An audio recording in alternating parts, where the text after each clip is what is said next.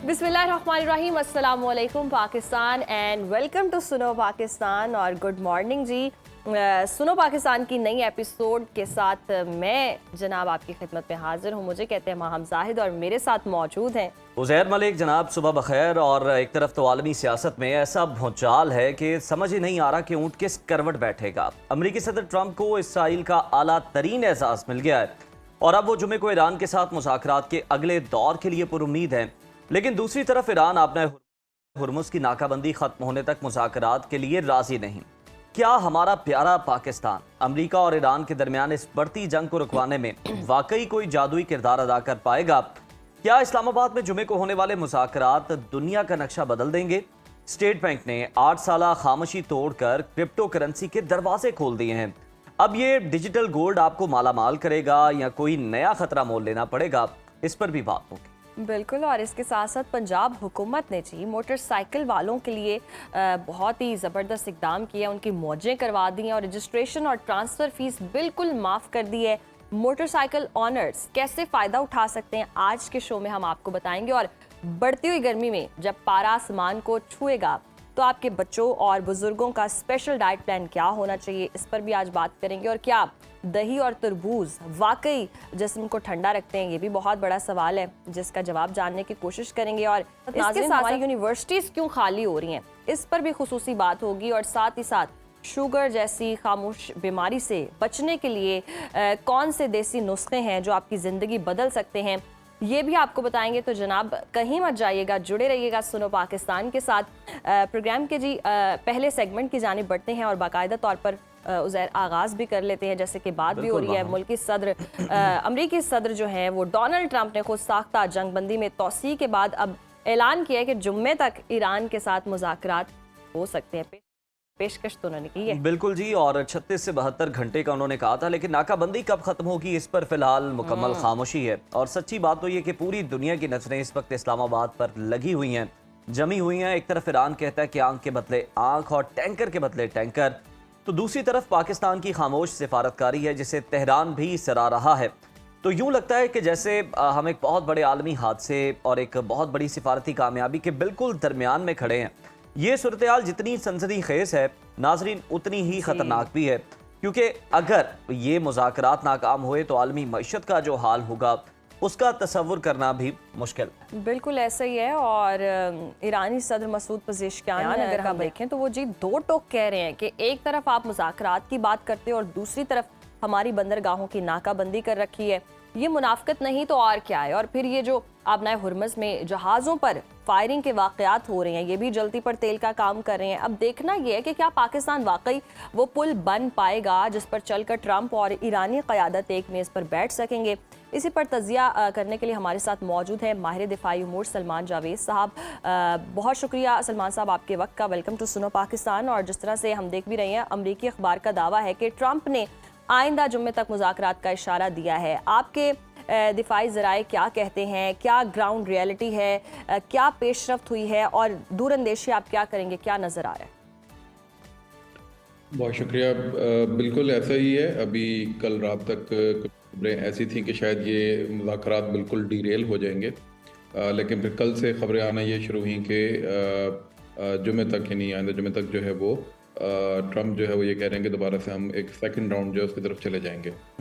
अच्छा, ये मैसेजिंग जो है ये आपको नज़र आता है कि ये पहले भी अमेरिकन की तरफ से हुई थी और अभी भी अमेरिकन की तरफ से ही हुई है। अगर आप ईरानियंस का देखें तो उनकी भी साइड से कंसिस्टेंसी है कि पहले भी वो ये कह रहे थे कि जी कि स्ट्रेट ऑफ हॉर्मुज़ को जब तक आप नहीं उसकी नाकाबंदी आप ख़त्म करेंगे उस वक्त तक हम मुज़ाकरात पर नहीं आएंगे। लेकिन उसके साथ साथ आपको एक और ट्रेजेक्ट्री है वो नज़र आती है। वो ये है कि ईरानियन जो मीडिया है जिसके अंदर आप कह लें कि जो IRGC के साथ थोड़ा सा एफिलेटेड है, उनकी तरफ थोड़ा सा एक सख्त मौक़िफ़ जो है वो नज़र आना शुरू हो गया है, जो कि एक ज़ाहिर है ख़तरनाक बात है। तो उसको कैसे मिटिगेट करना है, ज़ाहिर है उसमें पाकिस्तान जो है वो अपना किरदार बैक चैनल डिप्लोमेसी जैसे आप लोगों ने अपने प्रियम्बल में भी कहा उससे कर रहा है। आपने एक प्रियम्बल में एक बात कही कि पाकिस्तान क्या कोई जादुई काम कर सकेगा। मेरा ख्याल है कि पाकिस्तान 2 दफ़ा अपनी जादुई छड़ी चला चुका है और उसके मुताबिक सीज फायर कराई और अभी भी ये जो सीज फायर एक्सटेंड हुई है इसमें तो साफ तौर पे डोनाल्ड ट्रंप ने ये लिखा है कि फील्ड मार्शल आसिम मुनीर और शहबाज वजह से उन्होंने इसको एक्सटेंड किया है। So it's been 2 times now कि पाकिस्तान जो है उसने जंग के दहाने से दुनिया को वापस लेकर आया।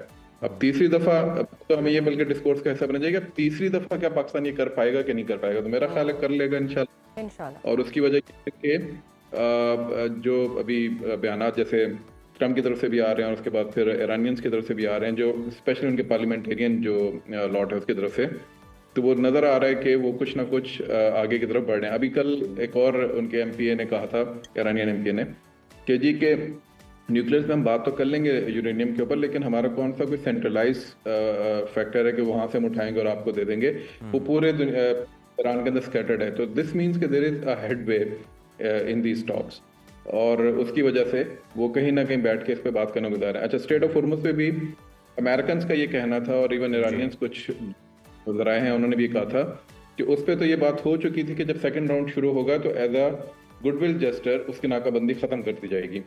तो ये देखना है कि इसको स्पॉइल किसने किया बिफोर कमिंग टू, और उस चीज़ को डिले करने में या ख़त्म करने में या ख़त्म करने की तरफ लेके जाने में किन लोगों का किरदार है। तो वो दोनों तरफ से आपको नजर आते हैं। वो अमेरिकन के अंदर भी हॉक्स बैठे हैं, वो ईरान के अंदर भी हॉक्स बैठे हैं। अगर अमेरिका में देखें तो उनसे ग्राहम है, वो बहुत ज़्यादा इसके ऊपर बात करते हैं। उसी तरह के कुछ और कांग्रेसमैन हैं which are actually pursuing the agenda of Zionist। वो तो चाहते हैं कि जंग हो। इसी तरीके से IRGC के अंदर भी कुछ अनासर डेफिनेटली ऐसे मौजूद होंगे जो नहीं चाहते होंगे कि अगर आप जो कि इधर आए भी हुए थे पिछले राउंड 1 के अंदर, अगर उनकी आप एक ट्विटर टाइमलाइन उठा के जाके देखें तो बहुत ज़्यादा हार्श हॉकिश किस्म का उनका एक नैरेटिव है, विच इज़ ऑब्वियसली कॉन्ट्रीब्यूट। तो पाकिस्तान को बेसिकली ऐसे लोगों को सामने लेकर आना है, इन दोनों स्टेक होल्डर्स में से, जो कि सेम माइंड्स हो, जो कि मीडिया के ऊपर भी इसी किस्म की बात करते हो। लेकिन चूंकि एक टोटल ब्लैकआउट है तो इस वजह से स्पेकुलेशन ज़्यादा हो जाती है कि पता नहीं आगे क्या होने जा रहा है। लेकिन चूंकि हम लोग इस्लामाबाद में बैठे हैं, मेरा ख्याल आप लोग भी इस्लामाबाद में ही हैं, तो इस्लामाबाद का जो इस्लामाबाद में जो सख्त ब्लॉकेट चल रहा है एक्सटेंडेड रेड जोन का, मैं रोजाना इस्लामाबाद के बाहर से पेरिफेरी से आता हूँ, तो अभी भी चल रहा है। तो ये होता है कि अगर टॉक्स जो है उसके फेल होने का खतरा होता या हो चुके होते तो इस वक्त इस्लामाबाद का रेड जोन का एक्सटेंडेड रेड जोन का ब्लॉकेट खत्म हो चुका होता। इट्स स्टिल देयर, ठीक है। रोजाना डीसी साहब जब अपने एक नई नोटिफिकेशन जारी करते हैं तो इट मींस कि there is something going on. इसके जो टेक्निकल लेवल की वो ऑलरेडी यहाँ पे मौजूद हैं, वो काम कर रही हैं, and that is why this protection जो लेयर्ड एलिमेंट है वो उधर मौजूद भी है। बिल्कुल सलमान साहब, और जो उसके अंदर जहाँ पर सिक्योरिटी का बंदोबस्त किया गया, जो स्टाफ है वो भी बड़ा लिमिटेड है और बड़ा स्क्रूटनी के बाद वहाँ पर है, और अभी भी वो वहीं पर तैनात। अच्छा सलमान साहब, ईरानी स्पीकर बाकिर कालिबाफ का ये कहना है कि नाकाबंदी के होते हुए आपने हुर्मुज़ को खोलना मुमकिन नहीं है। क्या अमेरिका नाकाबंदी को ख़त्म करेगा मुज़ाकरात को परवान चढ़ाने के लिए? देखें, मैंने पहले भी कहा कि अमेरिकन की तरफ से ये मैसेजिंग ऑलरेडी हो चुकी थी कि as soon as they will set for the round 2, जिसमें वो टॉक्स के लिए बैठेंगे, जिसमें बड़े लोग आ जाएंगे, जेडी वैंस वगैरह सारे, तो फौरन से पहले ये शायद हम देखते कि एक गुडविल जेस्चर के तौर पे नाकाबंदी ख़त्म करने की एक बात आ जाती। अगर आपको याद हो राउंड 1 में भी इसी तरीके से हुआ था।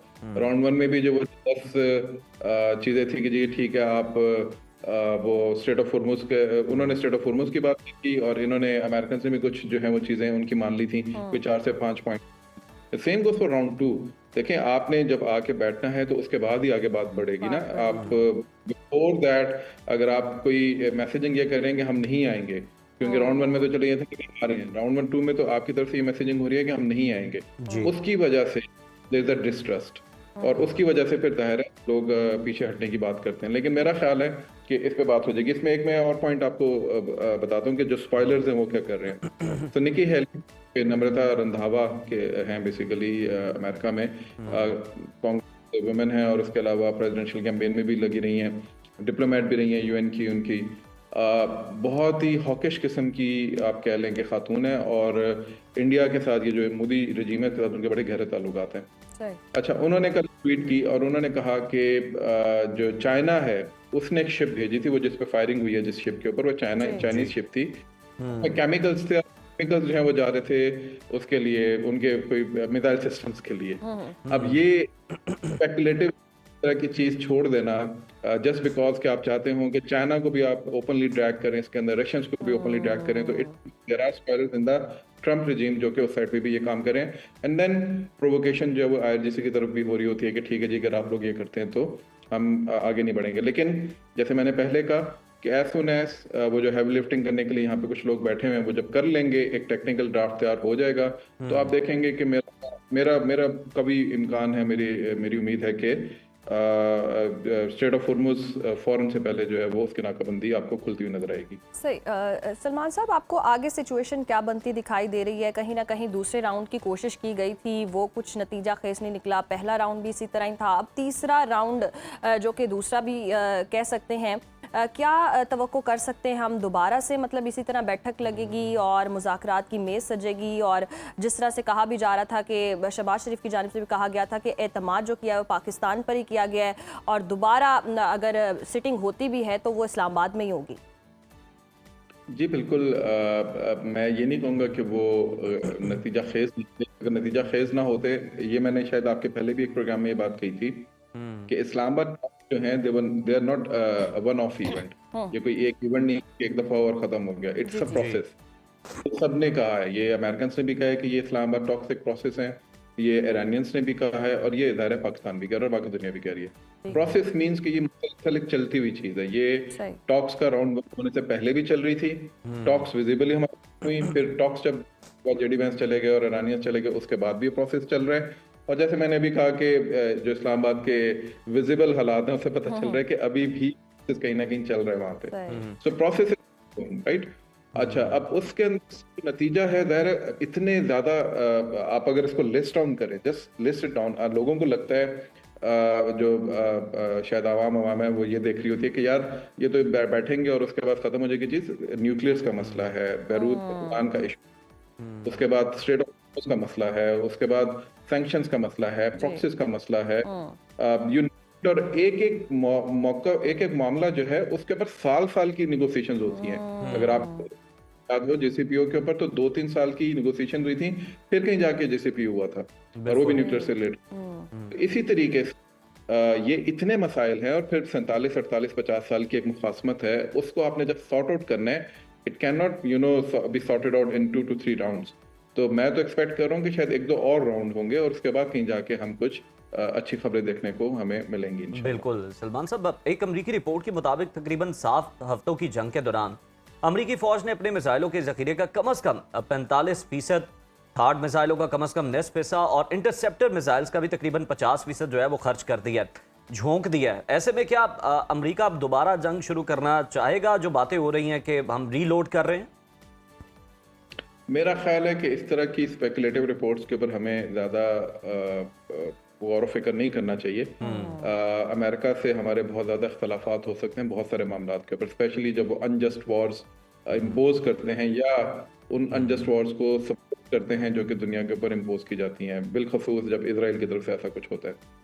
और ज़ायनिज़्म के एजेंडे को अगर वो परसू करते हैं तो हम सब के सब यक ज़ुबान उनकी मुखालफत भी करते हैं, उनको क्रिटिसाइज भी करते हैं, और जहाँ मुमकिन हो सकता है रेजिस्टेंस को सपोर्ट भी करते हैं। बट हैविंग सेड दैट, इस तरह की स्पेकुलेटिव रिपोर्ट्स जो होती हैं वो मेरा ख्याल है कि सिर्फ और सिर्फ मोरल हाई बूस्टर्स के लिए अच्छी चले लगती हैं। ये अगर आप कह रहे हैं कि ये रिपोर्ट इस तरह की है और इसकी हकीकत पर कुछ शुकूक व शुबहात हैं, अगर हम देखें इस वक्त जो अमेरिका के अंदर फ्यूल की प्राइस है वो $4.2 फी गैलन पे है, और बताया जा रहा है कि जी जो रिपोर्ट्स आ रही हैं कि साल के एंड तक स्ट्रेट ऑफ हॉर्मुज का अगर खुलने का ऐलान भी हो जाता है, जो माइंस हैं उन्हें हटाने में भी कोई 6 माह का वक्त लग सकता है, और अमेरिका में नवंबर या दिसंबर के अंदर इस साल के आखिर में जो पेट्रोल और गैस की कीमतें हैं वो बहुत ज़्यादा बढ़ जाएंगी, जिससे अमेरिकन भी बहुत ज़्यादा डिस्टर्ब हो सकते हैं।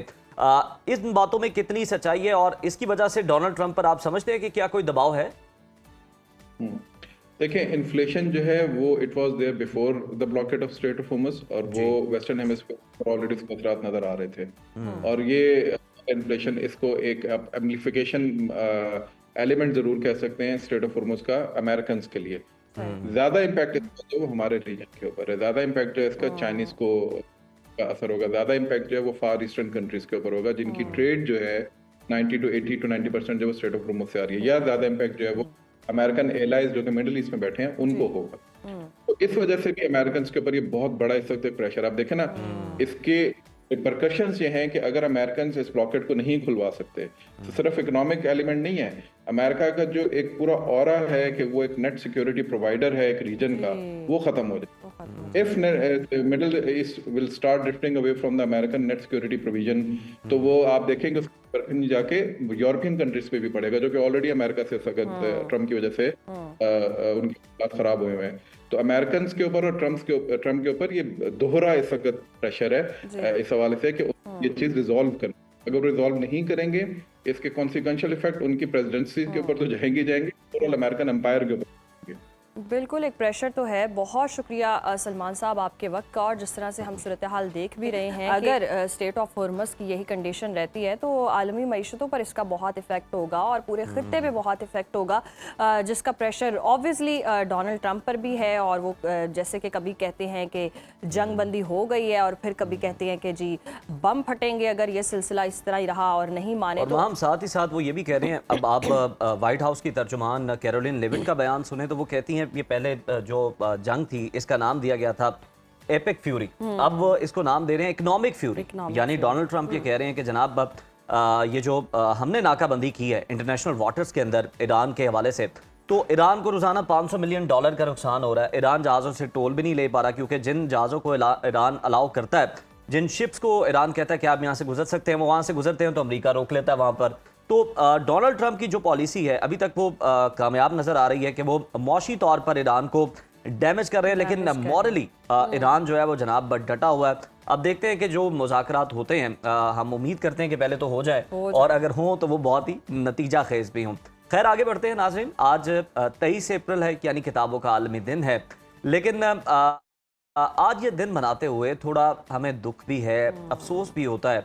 गैलप पाकिस्तान का एक हालिया सर्वे पड़ा जिसने दिल उदास कर दिया। आप यकीन करें कि हमारे मुल्क में तकरीबन 75% लोग किताबें पढ़ते ही नहीं हैं। सिर्फ 9 से 15% लोग ऐसे हैं जो कभी कभार मुतालिया कर लेते हैं, और हम इस आलमी रैंकिंग में इतने पीछे जा चुके हैं कि टॉप 50 ममालिक में भी पाकिस्तान का नाम नहीं मिलता। और हम भूल गए कि किताब सिर्फ कागज़ का टुकड़ा नहीं होती, ये तो पूरी एक कायनात होती है जो हमें घर बैठे दुनिया घुमाती है। लेकिन हमने क्या किया, हमने इस खामोश उस्ताद को अलमारियों में बंद करके इसकी जगह स्मार्टफोन की बेमकसद स्क्रोलिंग को दे दी। बिल्कुल, और आपकी बात 100% दुरुस्त है। और सबसे बड़ा अलमिया ये है कि हमने मालूमात और इल्म के दरमियान फ़र्क को उज़ैर ख़त्म कर दिया। और आजकल के नौजवान को देखें तो उनके पास महंगे मोबाइल फ़ोन्स के लिए पैसे ज़रूर होते हैं, लेकिन और ब्रांडेड कपड़ों के लिए भी बजट कहीं ना कहीं निकल आता है, लेकिन एक अच्छी किताब ख़रीदना उन्हें बोझ लगता है, टाइम वेस्ट लगता है। और लोग कहते हैं जी किताबें महंगी हो गई हैं, लेकिन मैं कहती हूँ कि किताबें महंगी नहीं हुई हैं, हमारी तरजीहात बदल गई हैं और हमने लाइब्रेरीज़ की तरफ जाना ही छोड़ दिया है और कैफ़ेज़ आबाद कर दिए हैं और लाइब्रेरीज़ देखें तो वीरान पड़ी हैं। और अगर हम वाकई चाहते हैं कि हमारा मुआशरा दोबारा बाशऊर बने तो हमें अपने बच्चों के हाथ से मोबाइल छीन कर उन्हें दोबारा मुताले की तरफ लाना होगा, क्योंकि जब तक किताब से दोस्ती नहीं होगी ना, ज़िंदगी का हकीकी मकसद कभी भी समझ नहीं आ सकेगा। और तो बुक रीडिंग की तरफ अगर आप वापस जाना चाहते हैं तो वहाँ मैंने एक बड़े अच्छे बुक रीडर से कुलिया सीखा था। वो बताते हैं कि जिस तरह हम अपनी ग्रॉसरी का बजट रखते हैं, हम अपने यूटिलिटी बिल्स का बजट रखते हैं, तो मेरी तनख्वाह जैसे जितना भी हो सके बुक्स के लिए बजट जरूर रखता हूँ साइड पे, उसमें चाहे 2 आए 3 आए। तो आप भी इस कुलिये को आजमा सकते हैं और इस तरह से आप जनाब जितनी भी महंगी है आप एक दो ही खरीद लें। बुक आप खरीद भी लेना तो ये जो रीडिंग हैबिट है ना, ये डेवलप करना बहुत जरूरी होता है। और कोई आपने 10 दिन अगर प्रैक्टिस कर लिया ना तो इंटरेस्ट डेवलप और वहाँ जब आपने अपने पैसों से खरीदी फिर आप पढ़ लेंगे। ये जो मांग के पढ़ने वाले हैं ना, ये ना खुद पढ़ते हैं ना अगले को पढ़ने देते हैं। पढ़ने वाले इतने भी एडिक्ट मैंने देखे हैं, वो मोबाइल में भी बुक निकाल कर पढ़ लेते हैं। तो पढ़ना बहुत जरूरी है, हैबिट बनाएं और इंशाल्लाह देखें फिर बहुत जबरदस्त तरीके से आप बुक्स जो है वो खत्म करना चाहिए। और वो जो शेर है वो हमारे लिए था ना कि ये कागज की महक ये नशा रूठने को है, ये आखिरी सदी है किताबों से इश्क की। और दुनिया में तो जनाब ये सदी नहीं आई, लेकिन पाकिस्तान पर ये सदी माजरत के साथ, बड़े अफसोस के साथ, दुख के साथ गैलप सर्वे की रोशनी में ये गुजर रही है। और हम उम्मीद करते हैं कि हम किताबों की तरफ वापस लौटे और मुताले की आदत दोबारा से। अभी हम ब्रेक की तरफ लौट चलते हैं। यहाँ वक्त ब्रेक का, देखते रहिए सुनो Pakistan. Welcome back after the break viewers. पहले कहा जाता था कोई खुशी का मौका होता था कि जनाब मीठा मंगवा लिया जाए, लेकिन अब ये मीठा जो है हमारी जिंदगियों में जहर घोलता जा रहा है। और आजकल हर दूसरे घर में कोई ना कोई शुगर का मरीज जो है वो मौजूद है। और पिछले दिनों एक रिपोर्ट भी सामने आई कि पाकिस्तान दुनिया के उन मुल्कों में टॉप पर है जहां ज़ियाबितस तेजी से फैल रही है। और लोग समझते हैं कि जब तक टेस्ट ना करवाएं सब कुछ ठीक है, लेकिन ये खामोश कातिल अंदर ही अंदर जड़ें काट देता है। बिल्कुल ऐसे ही है। और मेरी अपनी फैमिली में बहुत सारे लोग हैं और जब हम सुबह में उठें तो देख रहे होते हैं नाश्ते के वक्त घर के बुजुर्ग जो हैं गोलियां खा रहे होते हैं, अपनी शुगर टेस्ट कर रहे होते हैं। मैंने देखा है कि कुछ दोस्तों में भी है तो वो इंसुलिन लगा रहे होते हैं, वो भी बड़ा एक तकलीफ दे अमल है, यानी आप हर मील से पहले इंसुलिन लगा। बिल्कुल ऐसा ही है। और ये लोग समझते हैं कि सिर्फ चीनी छोड़ देना बस यही हल है, लेकिन लाइफस्टाइल अपना देखना होता है। इसमें देर से सोना और स्ट्रेस भी बहुत बड़ा आपका दुश्मन होता है। तो आजकल हम देखते हैं ये सिर्फ बुजुर्गों में नहीं, नौजवानों में भी ये मसला जो है वो आम हो गया। और सबसे बड़ा सवाल यही है कि क्या हम वापस अपनी जड़ों यानी कि हर्बल इलाज की तरफ जाकर इससे जान छुड़वा सकते हैं, नहीं छुड़वा सकते हैं। तो मारूफ हर्बलिस्ट नईमा आपा हमारे साथ मौजूद हैं, उनसे जान लेते हैं कि देसी नुस्खे मौजूद हैं जो इंसुलिन के मुकाबले में ज़्यादा असर रखते हैं। बहुत शुक्रिया आपके वक्त का। वेलकम टू सुनो पाकिस्तान। और जिस तरह से हम देख भी रहे हैं कि पाकिस्तान में जो मरीज़ों की तादाद है वो 33 मिलियन से भी तजावुज़ कर चुकी है इस वक्त। और ऐसी क्या शुगर पेशेंट है जो गलतियाँ करते हैं, फिर इंसुलिन पे आ जाते हैं और फिर बड़ा मुश्किल हो जाता है, उनको देखना भी बड़ी दुख की एक बात होती है। किस तरह से बचा जा सकता है इससे? मुझे देख के दुख होता है आप लोगों को क्योंकि मैं भी एक डायबिटिक पेशेंट हूँ। अच्छा। लेकिन अल्हम्दुलिल्लाह हंसती हुई आती हूँ, हंसती हुई जाती हूँ।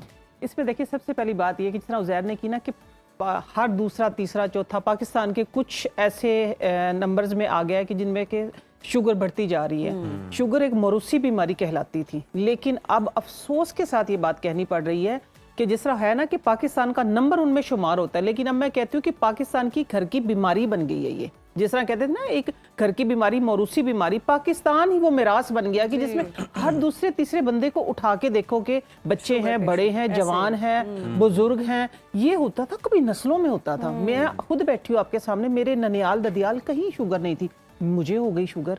ये सिर्फ लाइफस्टाइल जो इतनी मैं बोलती हूँ ना, चीखती हूँ कि एक हमारा खाने का लाइफस्टाइल, दूसरा हमारा खाने का स्टाइल, दोनों ठीक कर लें तो ये इंशाल्लाह आपको नहीं होगा। एटलीस्ट आप अपने आप को रिवर्स कर सकते हैं, अपनी शुगर को रिवर्स कर सकते हैं, बिल्कुल ऑर्गेनिक, नेचुरल, बिल्कुल नेचर के करीब रह के। क्योंकि नेचर जो है, आप सबसे पहले इस बात को समझे, नेचर जो है वो सबसे बड़ी फार्मेसी है। नेचर सबसे बड़ी फार्मेसी है। कुदरत जो सबसे बड़ा इलाज है हमारा। हम उससे दूर हो गए हैं तो फिर देखिए कुदरत इंतकाम लेती है फिर हमसे। हमने अपना लाइफस्टाइल चेंज कर लिया। बड़ी है और आज मैं देख रहा हूँ कि डिश छोटी सी है, डिश छोटी सी है। सिर्फ समझने की बात है, सिर्फ समझने की बात है, क्योंकि इसमें समझना ज्यादा है।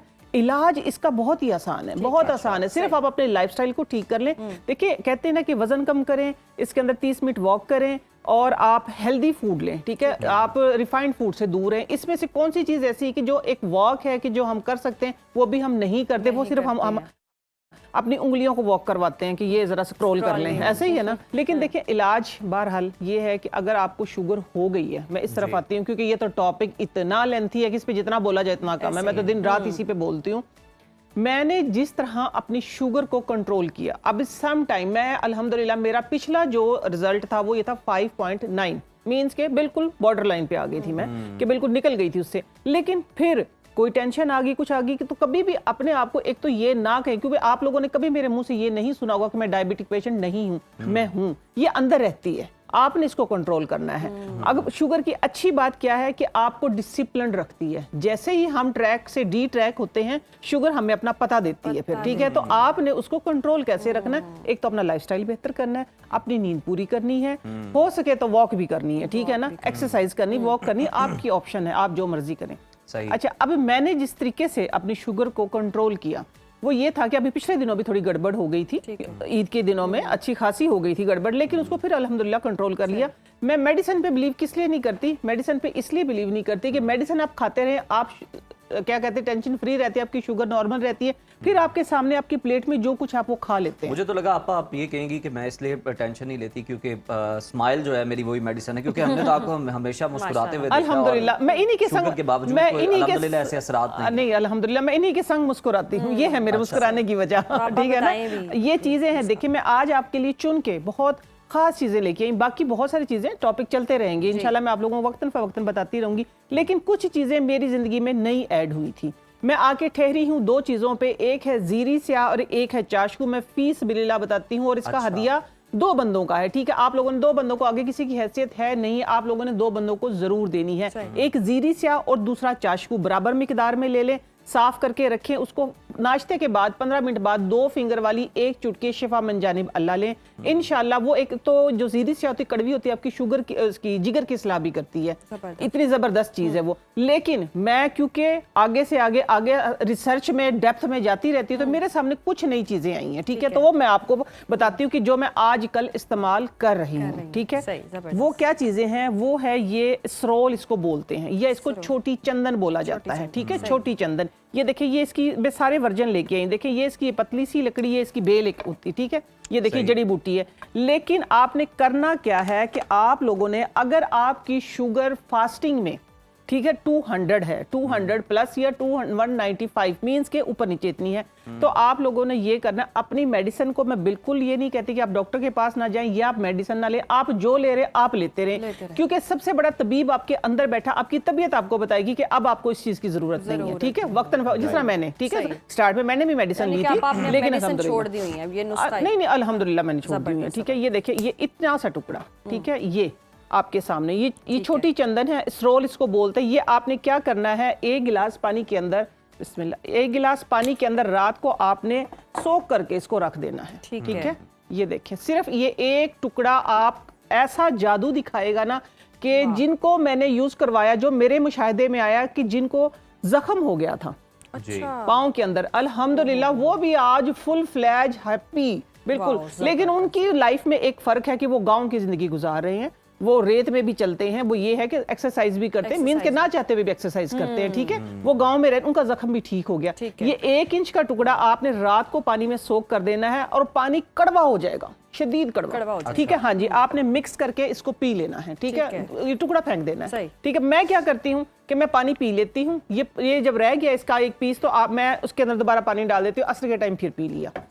दूसरी चीज, अगर आपको ये ना मिले तो अगली चीज है, हर घर में, हर किचन में मौजूद है दारचीनी, ठीक है। दारचीनी का ये नहीं कि ये लोग कहते हैं ना कि सुना मैंने बहुत सारे लोगों, आधे इंच का टुकड़ा नहीं, आपने कम से कम इतना टुकड़ा, ये इसलिए मैं आज आप लोगों के सामने लेके आई हूँ, 1.5 से 2 से तकरीबन 2 इंच का टुकड़ा है, ठीक है। ये इसका ये साइज है, ये भी आपने इसी तरह सेम, ये नहीं, ठीक है, ये तो एक एग्जांपल मैंने दी है, ये आपने रिमूव कर दी, ये जिस तरह मिसाल के तौर पे ये निकाल दिया आपने, ये दारचीनी और साथ में एक ये बादियान, ठीक है, ये आपने डाल के पानी में रख दिया है रात को, और सुबह आपने ये पानी पी लिया है। इसका एक और बहुत बड़ा फायदा मैं बताऊंगी कि शुगर की वजह से अक्सर क्या होता है कि हमारी स्किन पतली हो जाती है, स्किन लटक जाती है।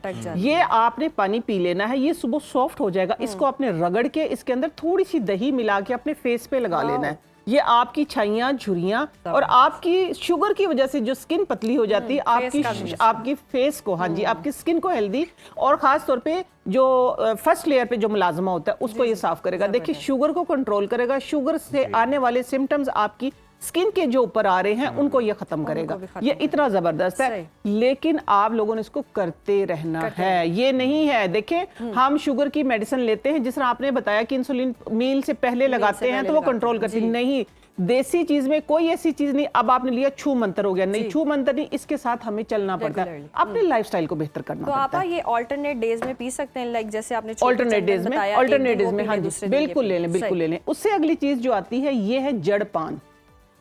जड़पान अभी रिसेंटली कैप्सूल बनाए हैं, बहुत ही फायदा हो, क्योंकि जब मुझे खुदा ना खासा सम टाइम मैं खुद भी अपने आप से ये करके देखती हूँ कि अब अगर मैंने ये खाया है तो अब मेरी बॉडी क्या कह रही है, ठीक है। बेशक मैं मींस के अपने आप ही तजर्बे करती हूँ ना कि अब बॉडी क्या कह रही है, अब मैंने ये खाया तो इसका क्या असर है। जड़पान का बेहतरीन किस्म का आप ये कह सकते हैं कि आपका एक तो बीपी कंट्रोल होगा इससे, दूसरा आपका शुगर कंट्रोल होगा। आपने करना ये, जड़पान लेके आपने इसको पीस लेना है, पीस के इसका पाउडर बना लेना है। पाउडर बना के ये जो होते हैं ना छोटे वाले कैप्सूल 65 mg वाले, बस छोटे कैप्सूल ही लगा लें, ये 100 ज्यादा बस एक वो कैप्सूल आप खा लें सुबह निहार मुंह। ये सारी चीजें जो मैंने शुगर के लिए बताई सब आपने निहार मुंह इस्तेमाल करनी है। जड़पान का इस्तेमाल आप एक कैप्सूल के जरिए आप 2 टाइम करेंगे, ये तो इंशाल्लाह आपकी जो ब्लड शुगर है इंशाल्लाह वो आपकी कंट्रोल रहेगी। शुगर जब ज्यादा बढ़ जाती है, जब यूरिन में आना शुरू हो जाती है, तो फिर उस टाइम पे आप ये करें कि एक टुकड़ा इतना सा ये दालचीनी का ठीक हो गया। ये अगला नुस्खा मैं आपको बता रही हूँ। और साथ में आपने लेने हैं मेथी दाना। मेथी दाने से मैंने स्टार्ट में जो कंट्रोल किया था मेथरे से किया था, ठीक है। ये देखिए, ये है मेथरे, एक होता है मेथी दाना बारीक वाला, ये है मेथरे। ये आपने रात को ½ टीस्पून पानी में डाल के सोख करके रख देने हैं। ये मेथरे जो हैं आपने सेकंड टाइम पे खा लेने, यानी कि दूसरा पानी, जिस तरह मैं इस रोल के साथ करती हूँ। आपने सुबह उठ के पानी पी लिया, चम्मच खिलाई, दालचीनी का टुकड़ा भी साइड पे कर दिया और पानी पी लिया, और आपने फिर उसके बाद तकरीबन 30 मिनट की वॉक करनी है। पहले दिन ही जो आपको एक जादुई असर आएगा ना, जादुई असर, वो इसके साथ आएगा कि इंशाल्लाह आपकी इंसुलिन, आपकी शुगर जो है वो फौरन से बेहतर होगी। और आपने फिर इसके अंदर पानी डाल के रख देना है शाम, और शाम को आपने क्या करना है, मेथरे फिर हल्का सा इसके अंदर टेस्ट रह जाएगा, जरा स्लाइमी स्लाइमी से बन जाएंगे, वो आपने खा लेने या आपने निगल लेने, फिर वही वॉक करनी है। तो चले, ये चीजें हैं, आप ये टोटके इस्तेमाल कर सकते हैं, फिर अपना लाइफस्टाइल जो है उसको सेट रख सकते हैं, कर सकते हैं। पूरी एक जर्नी है, तो फिर आप शुगर कंट्रोल भी कर सकते हैं, रिवर्स भी किसी सूरत कर सकते हैं। अब ये जो इंसुलिन लगा रहे हैं, क्या कोई ऐसी चीज मौजूद है इन नुस्खों के अंदर, टोटकों के अंदर, कि उनकी इंसुलिन जो है वो छूट जाए? देखिए, पहले मैंने एक बात कर दी है कि कोई भी मेडिसिन ले रहे हैं, इवन कि आप इंसुलिन लगा रहे हैं, चाहे आप मेडिसिन ले रहे हैं, ठीक है ना। एक टाइम पे मैंने भी मेडिसिन ली थी ना, तो मेरी मेडिसिन किसने छुड़वाई? इन चीजों ने छुड़वाई। आप अपने लाइफस्टाइल को बेहतर करें, आप वॉक करें, ठीक है। इंसुलिन के मैं अगेंस्ट नहीं हूँ, मैं मेडिसिन के अगेंस्ट नहीं हूँ, लेकिन मैं नेचर के करीब हूँ। मैं इसलिए थोड़ा सा अगेंस्ट हूँ कि आपको जब एक रिलैक्सेशन मिल जाती है, ठीक है ना, तो आप बैठ जाते हैं, ठीक है। आपको एफर्ट ना करनी पड़े तो आप बैठ जाते हैं। जरा बात को समझें, आपको जब एक रिलैक्स एक साइड से हो गए, तो आप बैठ के काम जब हो रहा है, तो आपको क्या जरूरत है खड़े होने की। तो जब आप अपने आप को प्रोटेक्ट कर लेते हैं उस एक इंजेक्शन के साथ, तो फिर आपको जरूरत नहीं होती, फिर आपकी प्लेट में जो कुछ है, ये एक प्लेट जो है ना, ये आपकी लाइफ चेंज कर सकती है। आपकी चॉइस है, आप इसमें क्या रख रहे हैं, ठीक है। फिर जब आप अपने आप को रिकवर कर लेते हैं, चाहे मेडिसिन से करें, चाहे उसमें इंसुलिन है, चाहे उसमें गोलियां, चाहे उसमें कुछ भी चीज है, तो फिर आप क्या करते हैं, आपके सामने जो है आप सब खाते हैं। ये मैंने अपने साथ वालों को देखा है। पहले खुद को रिकवर तो करें, पहले खुद को रिकवर करें। सबसे बड़ा तबीब अंदर बैठा है, चाहे इसमें देखिए उज़ैर, समझने की बात, आपको इंसुलिन है या आप इंसुलिन लगा रहे हैं, आपको टाइप 2 डायबिटीज, टाइप 2 है, चाहे टाइप 1 है। टाइप 1 वालों को थोड़ा सा एफर्ट करनी पड़ती है कि वो इंसुलिन कहते हैं उसमें बनती नहीं है, ठीक है। लेकिन उसमें भी अगर आप नेचुरल चीजों के साथ रहते हैं ना, फिर भी आप जंक फूड हम पागल हो गए हैं, हम पागल हो गए हैं। वो अनवर मसूद की एक बात मुझे याद आ रही, इधर मैं जरूर कोट करके जाऊंगी, जो एक ब्रांड चला था ना कि घर बैठे खाना आ जाता था, तो वो कहते हैं कि एक औरत से नहीं वो चला, एक औरत ने चलाया था, फूड पांडा नाम ले देती हूँ, ठीक है।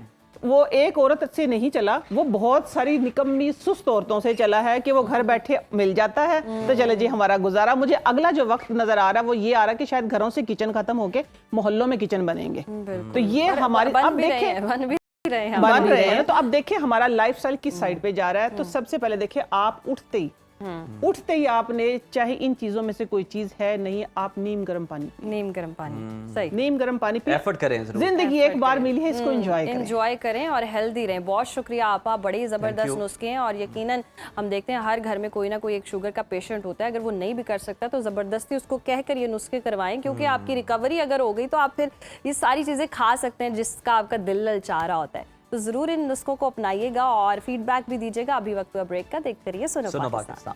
Welcome back after the break viewers. आजकल तो वाकई पंजाब के मोटरसाइकिल सवार जो हैं वो खुश नजर आते हैं, एक तरह से उनकी ईद करा दी है गवर्नमेंट ने।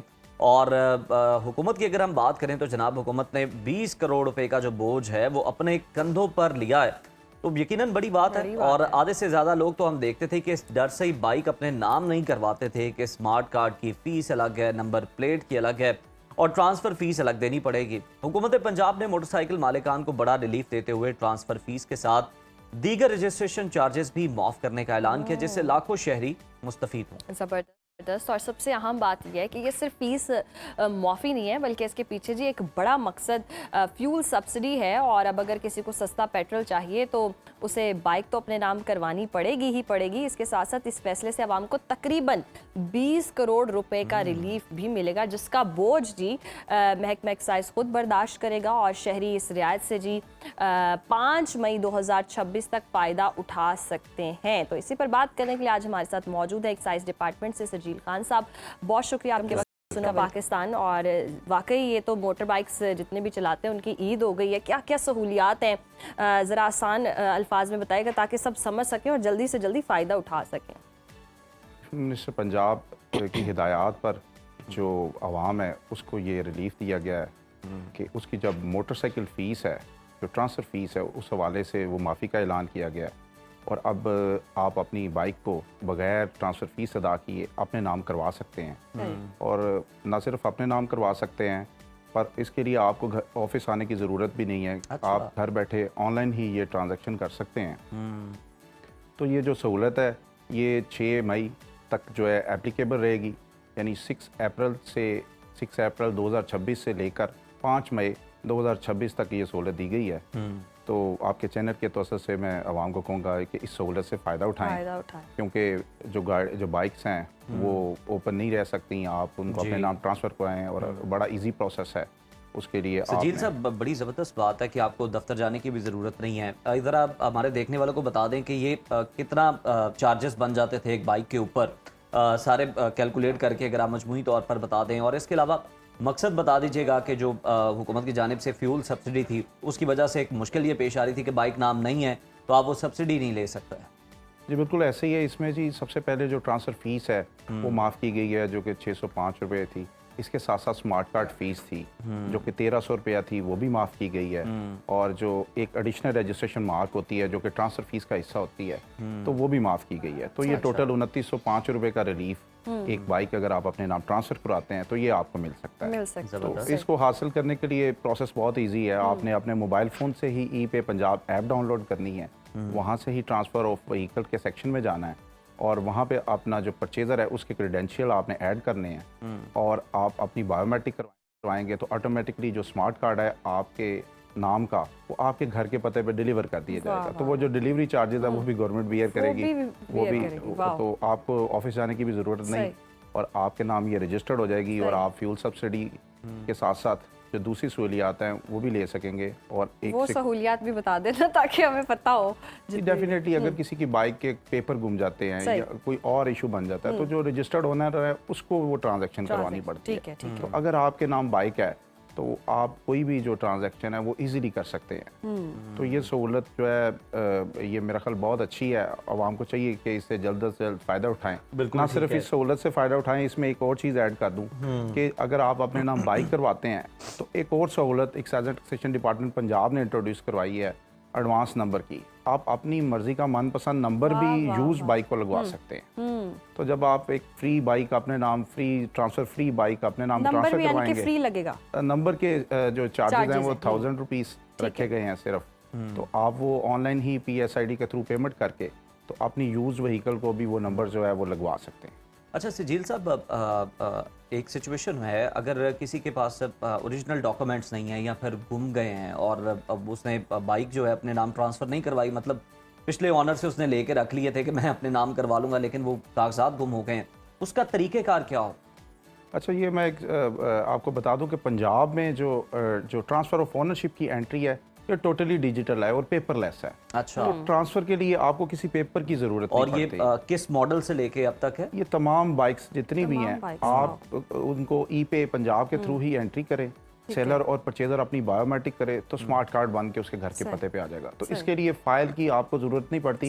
हाँ, फाइल की उस सूरत में ज़रूरत पड़ती है जब आप मार्केट में उसे सेल करने जाते हैं तो एक ट्रेंड बना हुआ है कि अगर उसकी फाइल नहीं होती तो उसकी प्राइस वैल्यू में सफ़े के पैसे काटते हैं। जी बिल्कुल ऐसा है। तो पर यह है कि इसमें गवर्नमेंट को कोई इशू नहीं है कि अगर आपकी फाइल डुप्लीकेट है तो उसमें वो अवाम को ये रिलीफ दिया गया है कि आप ऑनलाइन, यानी ये बाइक शोरूम्स वालों की मोनोपोली है, गवर्नमेंट को इससे कोई लेना देना नहीं है। नहीं, गवर्नमेंट इसका चूंकि ट्रांसफर ही पेपरलेस है, आपने कोई चीज सबमिट ही नहीं करनी, आपकी सिर्फ एक बेचने वाले की विल हमने लेनी है थ्रू बायोमेट्रिक कि वो अपने बायोमेट्रिक करे और अगले बंदे के नाम। फिर भी बेचनी तो मार्केट में ही है ना, तो कोई हल भी बता दें हमें इसका। आस्ता आस्ता ये ट्रेंड कम होता जा रहा है, जैसे जैसे लोगों में अवेयरनेस आ रही है कि इस चीज़ का इतना फ़ायदा नहीं है तो इस चीज़ का ट्रेंड भी कम होता जा रहा है। तो फिर उसके लिए एक प्रोसेस सेपरेट भी होता है। आप मुतलका कंपनी के पास जाके डुप्लीकेट पेपर्स भी अप्लाई कर सकते हैं और उन डुप्लीकेट पेपर्स को फिर एक्साइज एंड टैक्सेशन डिपार्टमेंट से अटेस्ट करवा लिया जाता है तो वो भी एक किस्म की फाइल कंसिडर कबूल होते हैं, डुप्लीकेट फाइल कंसिडर। अच्छा, टोकन टैक्स और ट्रांसफर फीस, इसमें भी फ़र्क बताइएगा सर। अच्छा, टोकन टैक्स जो होता है वो सालाना या आपको लाइफ टाइम लिया जाता है, सही। और ट्रांसफ़र जो होती है फ़ीस वो at the time of ownership of transfer वो ली जाती सही। है। तो जो गाड़ियां हैं उनकी जो है 1000 सीसी तक गाड़ियां, उनके जो टोकन टैक्स है वो लाइफ टाइम लिया जाता Lifetime है, लिया और 1000 सीसी एंड अबव जितनी गाड़ियां हैं उनको सालाना आपको टोकन टैक्स उसका अदा करना होता है। और इसी आने तरह- वाला है। जी बिल्कुल, ये फाइनेंशियल ईयर चूँकि 30 जून तक ख़त्म हो जाता है, तो 30 जून 2026 के बाद वो आपको नेक्स्ट ईयर का जो टोकन टैक्स है वो आपको देना होगा। तो वो ये हर साल अदा करना होता है। और बाइक्स का जो टोकन टैक्स है वो भी लाइफ टाइम टोकन होता है, तो वो भी आपको एक दफ़ा अदा करना पड़ता है। तजील साहब, हमें ये भी बता दें कि स्कीम के ख़त्म होने में टाइम तो कम रह गया है, अब तक कितने लोग मुस्तफ़ीद हो सके हैं? क्या कोई डेटा आपके पास इस हवाले से मौजूद है? और हम भी चाहते हैं कि लोगों को आपके थ्रू हमारे प्लेटफॉर्म के ज़रिए ज़्यादा से ज़्यादा अवेयरनेस मिले ताकि वो भी इस सहूलत से मुस्तफ़ीद हो सके। ये तकरीबन 1 लाख के पास बाइक्स जो है वो तकरीबन वो ट्रांसफ़र हो चुकी हैं। Big number. जी, तो ये है कि ये जो जैसे जैसे टाइम कम होता जा रहा है तो इसकी तादाद बढ़ती जा रही है। सही। तो लोग ऑफिसेज में भी आ जाते हैं जिन लोगों को एंड्रॉयड फ़ोन यूज़ नहीं करना आता, तो उनके लिए भी सहूलत है कि वो एक्साइज ऑफिसेज जो सही। मुतलका उनके नज़दीकी है वहाँ से जाके भी इस सहूलत से फ़ायदा उठा सकते हैं। तो सही। ये तादाद आस्ता आस्ता बढ़ती जाएगी, बढ़ रही चूँकि कुछ दिन रह गए हैं, तो लोग उस सहूलत से फ़ायदा तो उठा इसका जो फ्यूल सब्सिडी जो स्कीम है इससे कैसे लिंक है? क्या जो नई रजिस्टर्ड होंगे फिर उनको ये सब्सिडी नहीं मिलेगी? जी, बेसिकली उसके लिए अलहदा से एक ऐप तैयार की गई है ठीक है। सीएम पंजाब की हिदायत पर। तो उसके लिए एक शर्त ये है कि आपके नाम जो गाड़ी या बाइक या मोटरसाइकिल वो आपके नाम रजिस्टर्ड होनी चाहिए, आपके सही। नाम ट्रांसफ़र होनी चाहिए। तो अगर आपके नाम ट्रांसफ़र नहीं है तो कोई भी क्लेम कर सकता है कि ये फ़लाँ बाइक भी मेरी है, फ़लाँ बाइक भी मेरी है, तो वो आइडेंटिफाई नहीं आप कर सकते, और जो हकदार है उस तक वो फैसिलिटी नहीं पहुँच सब्सिडी सकती, वो नहीं जा सब्सिडी नहीं पहुँच सकती। तो ये इसीलिए ज़रूरी रखा गया है कि जो बाइक है उसके नाम ऐसा तो नहीं है एक ट्रांसफ़र घर में जैसे 5 बाइक्स हो, सारे 5 के 5 ही सब्सिडी लेके जा रहे हो? जी बिल्कुल, ये है कि वो तो एक स्पेसिफिक उसका मुकर्रर कर दिया जाएगा ठीक। कि एक बंदा इतनी सब्सिडी ले सकता है। ले सकते हैं, तो ठीक अगर बाइक्स 5 भाइयों के नाम है तो वो सारे ले सकते हैं, डेफिनेटली उन 5 ने चलानी है। सही। तो अगर उनके नाम खुद के रजिस्टर्ड हैं तो वो वाह, ले सकते हैं। जबरदस्त। तजील साहब, इसके अलावा हमें ये भी बता दें कि एक्साइज डिपार्टमेंट की जानिब से अवाम की सहूलत के लिए कौन कौन सी नई चीज़ें जो हैं, कौन से प्रोजेक्ट्स हैं जो कि मुतारिफ करवाए गए हैं? जी, सबसे पहले तो ये बता दूं कि टोकन टैक्स की अदायगी का भी जिक्र हुआ, तो जी। वो भी ऑनलाइन उसका प्रोसेस कर दिया गया। पहले आप ऑफिसेज जाते थे, एक्साइज ऑफिसेज या पोस्ट ऑफिसेज जाके, एक ट्रेडिशनल तरीका था, आप उनको पैसे देते थे और टोकन टैक्स आप लगवाते थे, लाइंस में लगना पड़ता था।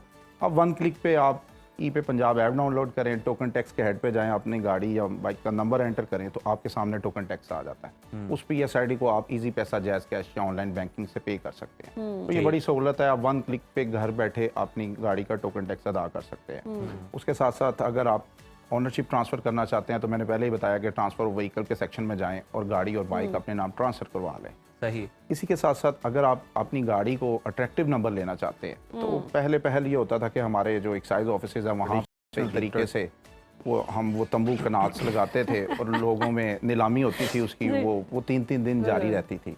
तो उसको बड़ा शफाफ किया गया है, उसे शफाफ डिजिटलाइज किया गया है। पूरे पंजाब में आप या पूरे पाकिस्तान में पूरी दुनिया से बैठ के ई ऑक्शन पंजाब एक ऐप मुतारिफ करवाई गई है, उसके ज़रिए से ही आप अपनी बिडिंग करते हैं। वाह। लेट्स सपोज आप ऑनलाइन अप्लाई कर सकते हैं यूज व्हीकल के लिए भी और जो न्यू रजिस्ट्रेशन है उसके लिए भी। जबरदस्त, यानी कि ऑनलाइन ही सारी सहूलतें मौजूद हैं। बहुत शुक्रिया सजील साहब, वक्त की किल्लत है Thank और you. वाकई बहुत फ़ायदे की बातें हो रही हैं। तो आवाम देख लें, इतनी सहूलत मिल रही है, और क्या चाहिए? सब्सिडी भी मिलेगी लेकिन रजिस्टर आपने करवाना है। अभी 5 अप्रैल तक, 5 सॉरी मई तक करवा लेंगे तो मई जनाब फीस गवर्नमेंट देगी, उसके बाद करवाएंगे तो फिर आपको अपनी जेब से पे करने पड़ेंगे। तो आज ही अपनी बाइक्स वगैरह अपने नाम पर करवाएं जनाब, और इस फ्यूल सब्सिडी से आप भी मुस्तफीद हो। यहाँ वक्त हुआ ब्रेक का, देखते रहिए सुनो सुनो Pakistan. Pakistan. Welcome back viewers. अभी तो मई जून के महीने बाकी हैं ऐसे ही और लेकिन सूरज है कि जनाब अप्रैल में ही भरपूर हमें आंखें दिखा रहा है। और महकमा मौसमियात के मुताबिक लाहौर में पारा 40 डिग्री सेंटीग्रेड तक जाएगा, जो कि कल के रोज गया भी है। और फील्स लाइक का तो पूछी ही मत, वो तो 1-2 ऊपर ही आ रहा होता है। और वो दिन हमें याद आ रहे हैं जब लाहौर के बागों की ठंडी हवाएं मशहूर हुआ करती थीं, और अब तो बाहर निकलें तो लगता है किसी ने जनाब तंदूर का दरवाज़ा खोल दिया और ऊपर से बारिश का दूर दूर तक कोई नामो निशान नहीं है। बंदा जाए तो कहाँ जाए। बस कहीं ना जाए, चुप करके प्रोग्राम में रहे। गर्मी तो खैर अपनी जगह है, लेकिन ये जो खुश्क मौसम है, गले खराब हो रहे हैं। मैं देख रही हूँ काफी लोगों को सर्दियों में हुआ करता था, अब तो परेशानी गर्मियों में हो रहा है ये मसला। बिल्कुल ऐसे ही आंखों में चुभन हो रही है और गर्दालूद हवाएं भी हैं। और इस्लामाबाद वाले तो फिर भी थोड़े से खुश नसीब हैं, वहाँ शाम को थोड़ी ठंडी हवाएं चल पड़ती हैं। और केपी में भी हम देख रहे हैं बादल बरसने वाले हैं, कुछ ऐसी नवीद सुनाई जा रही है। लेकिन हमारे मैदानी इलाकों का क्या बनेगा, कितनी मजीद गर्मी आने वाली है, इसी पर बात करने के लिए हमारे साथ मौजूद हैं डिप्टी डायरेक्टर महकमा विर्क साहब। बहुत शुक्रिया आपके वक्त का। वेलकम टू सुनो पाकिस्तान। इरफान साहब, लाहौर में दर्जा हरारत 40 डिग्री तक जाने की पेश गोई है और ये तो अर्ली हीट वेव की निशानी है। मामूल की बात लग रही है आपको ये सारी? देखिए, जो टेम्परेचर्स हैं वो बाज़ इलाकों में 40 है, बाज़ में 40 है, जो पंजाब के बालाई इलाके हैं, जबकि जनूबी इलाकों में भी 40 तक जा रहा है टेम्परेचर। इसके अलावा जो सिंध के इलाके हैं वहाँ पर भी टेम्परेचर जो है ना वो राइजिंग है और टेम्परेचर भी बढ़ रही है। एक्चुअली जो हीट वेव होती है वो हीट वेव ये है कि आपकी जो नॉर्मल टेम्परेचर्स हैं उससे जो है ना वो अब नॉर्मल टेम्परेचर कई दिनों तक जाए और वो क्या कहते हैं कि कुछ एक खास रेंज तक से ऊपर हो जाए, 4-5 डिग्री सेंटीग्रेड से ऊपर चला जाए, तब जाके जो है ना वो हीट वेव को कंसिडर किया जाता है। तो अभी गर्मी है, हीटिंग है, साथ साथ एक मगरबी हवाओं का सिलसिला जो है वो पाकिस्तान के मगरबी इलाकों और बलाई इलाकों में मौजूद है, जिससे कोल्ड विंड जो है ना वो इस गर्मी को मिल रही है। और बाज़ इलाकों में जो है ना बादल भी बनेंगे, आंधी भी चल सकती है और गर्दलूद हवाएं भी हैं। जैसे कि आप देखें कि जो जनूबी पंजाब के इलाके हैं, बहावलपुर, बहावलनगर और इसके गिरदनवा के इलाके, इसके अलावा मुल्तान। अच्छा इरफान साहब, लाहौर और गिरदनवा में बताइएगा कि बारिश का क्या कोई इम्कान मौजूद है और लाहौर वाले कब तक बेहतर मौसम की उम्मीद रख सकते हैं? देखिए, जो टेम्परेचर्स में जो है इसी तरह जो है कमी बेशी होती रहेगी, 1-8 डिग्री ऊपर जाएगा या कम हो जाएगा। ये वाला जो सिलसिला है, इसकी वजह से जो बलाई इलाके होंगे पंजाब के, जिसमें लाहौर भी शामिल है, यहाँ पर जुज़वी अबरआलूद भी हो सकता है अगले 24 से 48 घंटे में। और बाज़ इलाकों में जो है ना वो गर्दलूद हवाएं चलेंगी, जिससे जो है टेम्परेचर में थोड़ा सा जो है ना वो फर्क पड़ सकता है। अदरवाइज गर्मी जो है ना वो खत्म होने वाली है। जी सही सही। अच्छा इरफान साहब, खैबर पख्तूनख्वा की अगर हम बात करें, बालाई अजला में बारिश की पेशगोई की गई है, क्या इसका असर कोई पंजाब के मैदानी इलाकों पर पड़ता हुआ दिखाई दे रहा है? देखिए जी, जो पंजाब के बाद मैदानी इलाके होंगे यहाँ पर गर्दलूद हवाएं चलेंगी, बादल रहेंगे और बाज़ इलाकों में बूंदाबांदी हो सकती है, लेकिन ये ज्यादा इससे फर्क नहीं पड़ेगा। जो गर्मी की जो होगी, मैंने कहा ना कि वक्ती तौर पर जब बादल आए तो थोड़ा सारा फर्क पड़ेगा, लेकिन जो है उसमें गर्मी की शिद्दत में आने वाले दिनों में फर्क नहीं है। बिल्कुल ठीक है, बहुत शुक्रिया इरफान विर्क साहब हमारे साथ मौजूद थे। और जनाब, मौसम की जो सूरत हाल है वो अभी तो यूं ही रहने वाली है, क्योंकि गर्मी है और एक आधे को टेम्परेचर में कोई कमी बेशी हो सकती है। आप समझे कि बारिश का इम्कान है, तो ऐसा अभी दूर दूर तक कोई इम्कान नहीं। हल्की फुल्की कहीं ना कहीं बूंदाबांदी की नवीद है, लेकिन तो फिर आप हमें गर्म मौसम का ही बता दें कि मुल्क भर में मौसम कैसा रहने वाला है। हाँ, ये मैं बता सकती हूँ। आइए चलते हैं और देखते हैं कि मुख्तलिफ शहरों में टेम्परेचर क्या रहेगा और कहाँ हल्की फुल्की बारिश हो सकती है। वो भी मैं आपको बताता हूँ कि आप प्लान कर लें उसके अकॉर्डिंग।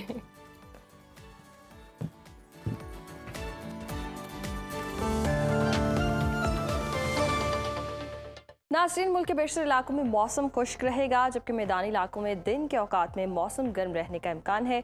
मुख्तलिफ शहरों में मौसम की क्या सूरत हाल है, आइए जान लेते हैं। और सबसे पहले बात करते हैं गिलगित बल्तिस्तान की, जहां मतला जुज़वी अब्र आलूद रहने का इम्कान है। अगर गिलगित के टेम्परेचर की बात करें तो यहाँ पर ज़्यादा से ज़्यादा दर्जा हरारत है 18 और कम से कम 8 डिग्री तक गिरने की तवक्को है। जबकि स्कर्दू में मैक्सिमम टेम्परेचर हम देख रहे हैं 12 और मिनिमम 2 डिग्री तक गिरने की तवक्को है।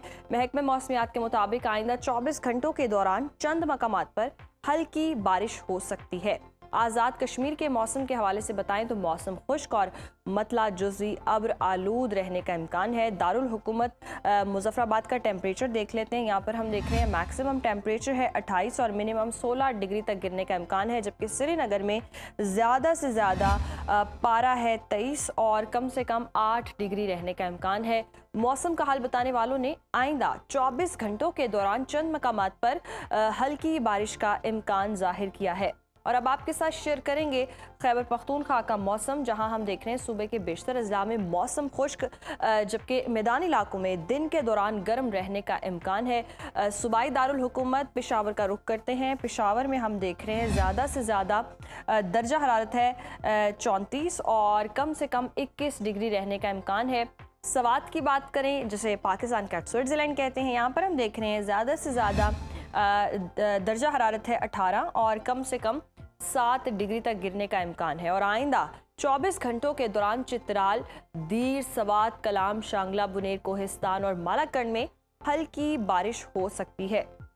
और नाज़रीन, अब नज़र डाल लेते हैं 5 दरियाओं की सरजमीन पंजाब के मौसम पर, जहां हम देख रहे हैं सूबे के बेशतर अजला में मौसम खुश्क, जबकि मैदानी इलाकों में गर्म रहने का इम्कान है। बागों के शहर लाहौर का रुख करते हैं। लाहौर में ज़्यादा से ज़्यादा दर्जा हरारत है 42 और कम से कम 26 डिग्री तक गिरने की तवक्को है। जबकि शहर इक़्तिदार इस्लामाबाद का रुख करें तो इस्लामाबाद में हम देख रहे हैं ज़्यादा से ज़्यादा पारा है 34 और कम से कम 20 डिग्री तक रहने का इम्कान है। जबकि मुल्तान में हम देख रहे हैं ज़्यादा से ज़्यादा टेम्परेचर है 41 और कम से कम 25 डिग्री तक गिरने की तवक्को है। महकमे मौसमियात के मुताबिक आइंदा 24 घंटों के दौरान मरी, गलियात और गिरदोनवाह में मौसम खुश्क रहेगा, जबकि दिन के दौरान जनूबी अजला में तेज़ हवाएं चलने की तवक्को है। और नाजरीन, अब बात करते हैं कुदरती ज़खायर से माला माल सूबे यानी कि बलूचिस्तान की, जहां हम देख रहे हैं सूबे के बेशतर अजला में मौसम खुश्क, जबकि जनूबी अजला में गर्म रहने का इम्कान है। कोयटा का रुख करते हैं। कोयटा में ज़्यादा से ज़्यादा टेम्परेचर है 29 और कम से कम 15 डिग्री तक गिरने का इम्कान है। महकमे मौसमियात के मुताबिक आइंदा 24 घंटों के दौरान गर्द आलूद हवाएं चलने की तवक्को है। और आखिर में हमेशा की तरह आपके साथ शेयर करेंगे सूबे सिंध का मौसम, जहां हम देख रहे हैं सूबे के बेशतर अजला में मौसम गर्म और खुश्क रहने का इम्कान है। शहर कायद कराची की बात करते हैं। कराची में ज़्यादा से ज़्यादा दर्जा हरारत है 33 और कम से कम 24 डिग्री तक गिरने की तवक्को है। जबकि हैदराबाद में ज़्यादा से ज़्यादा पारा है 39 और कम से कम 24 डिग्री रहने का इम्कान है। ताहम बाद दोपहर तेज़ और गर्म हवाएँ चलने की भी तवक्को है।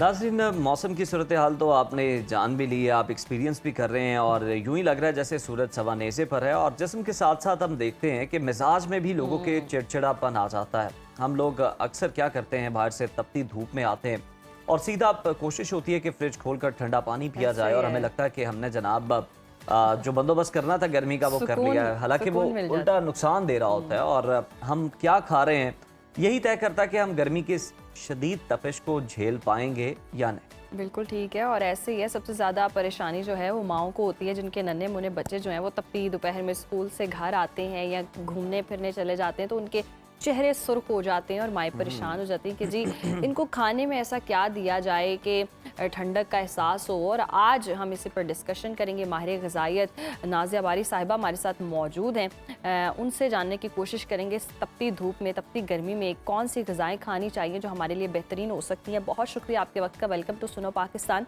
बताइएगा, जिस तरह से हम देख भी रहे हैं गर्मी जो है वो आ चुकी है और बड़ी तपिश होती है, उस दौरान बच्चे जो हैं स्कूलों में जा रहे हैं या बाहर घूम कर आते हैं, वो भी परेशानी है, फिर बड़े भी घर में परेशान हैं। और आजकल लोड शेडिंग का भी मसला रहता है। गर्मी तो गर्मी, बिजली भी ना आए तो बड़ी परेशानी होती है। ऐसे में क्या ग़िज़ाएँ खानी चाहिए जो जिस्मानी दर्जा हरारत को फ़ौरन से जी कम कर दें?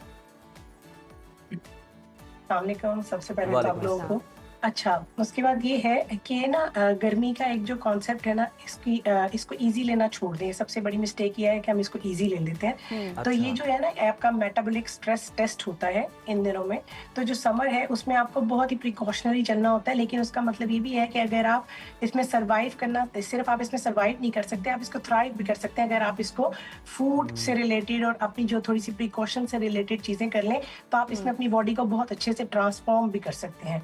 ठीक है, अगर आप इसमें मिस्टेक करते हैं तो इसमें फिर ऑफ कोर्स आपको पता है कि इसके कॉन्सिक्वेंसेस भी बहुत बुरे होते हैं। जहां तक बच्चों की बात है तो बच्चों की जो थर्मोरेगुलेटरी सिस्टम होता है वो इतना मैच्योर नहीं होता, डिफरेंट लेवल्स पे डिफरेंट होता है। तो इसलिए उनके लिए ये है कि आप उनको जब आप लंच बॉक्सेस की बात करिए ना, लंच बॉक्सेस भी आप बता दें ओवरऑल, वैसे भी हर किसी के लिए ऐसी कौन सी ग़िज़ाएँ खानी चाहिए जो गर्मी में हमें फ़ायदा दे सकें?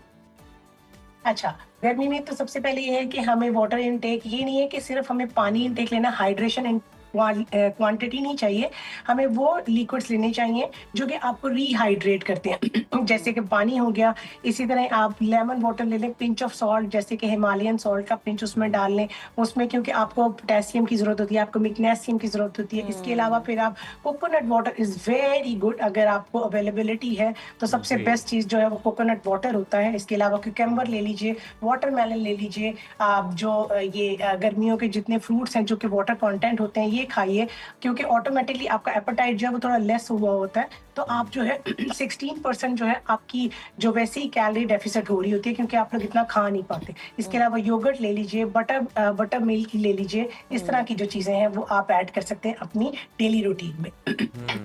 अच्छा नाज़िया, हमें ये भी बताएं कि हमारा एक तो बनाने का तरीका भी जो है वो भी बहुत ज़्यादा गलत होता है। हम ये नहीं देखते कि मौसम कैसा है, लेकिन हम मिर्च मसाले हैं उनकी क्वांटिटी वही रखते हैं, और फिर वो जो कुछ लोग कहते हैं ना कि भड़की लगाने वाले कुछ खाने होते हैं, यानी जिसके बाद आपको फौरन बहुत ज़्यादा प्यास लगती है, फिर आप कोल्ड ड्रिंक्स भी पी रहे होते हैं, सोडा भी पी रहे होते हैं कि जनाब को मामला बैलेंस हो, लेकिन वो हो नहीं रहा होता। वो यही है कि हमें ना फूड को दो कैटेगरीज में हमें डिवाइड करना चाहिए, एक कूलेंट के तौर पे और एक जो अवॉइड हीट फूड्स होते हैं उन पे। तो कूलेंट में तो ये आते हैं ना कि जैसे आपने बेवरेजेस ले लिए, जितने भी लस्सी हो गई या आपका लेमन हो गया, फिर लौकी का रायता लोग बहुत शौक से खाते हैं गर्मियों में, मायसा मुझे भी बहुत पसंद है। तो इस तरह की जो चीजें होगी, और उसी साइड पे जब आप प्रोसेस फूड लेते हैं, स्पाइसी फूड लेते हैं, वो आपके मेटाबॉलिक को और ज्यादा डिस्टर्ब करता है, जिसकी वजह से आपकी बॉडी और हीट जनरेट करती है। तो इसलिए इन चीजों को थोड़ी देर के लिए, जो फ्राइड फूड्स को, इन चीजों को अवॉइड करें, थोड़ा सा लाइट फूड की तरफ जाया करें, स्पेशली नाइट टाइम पे।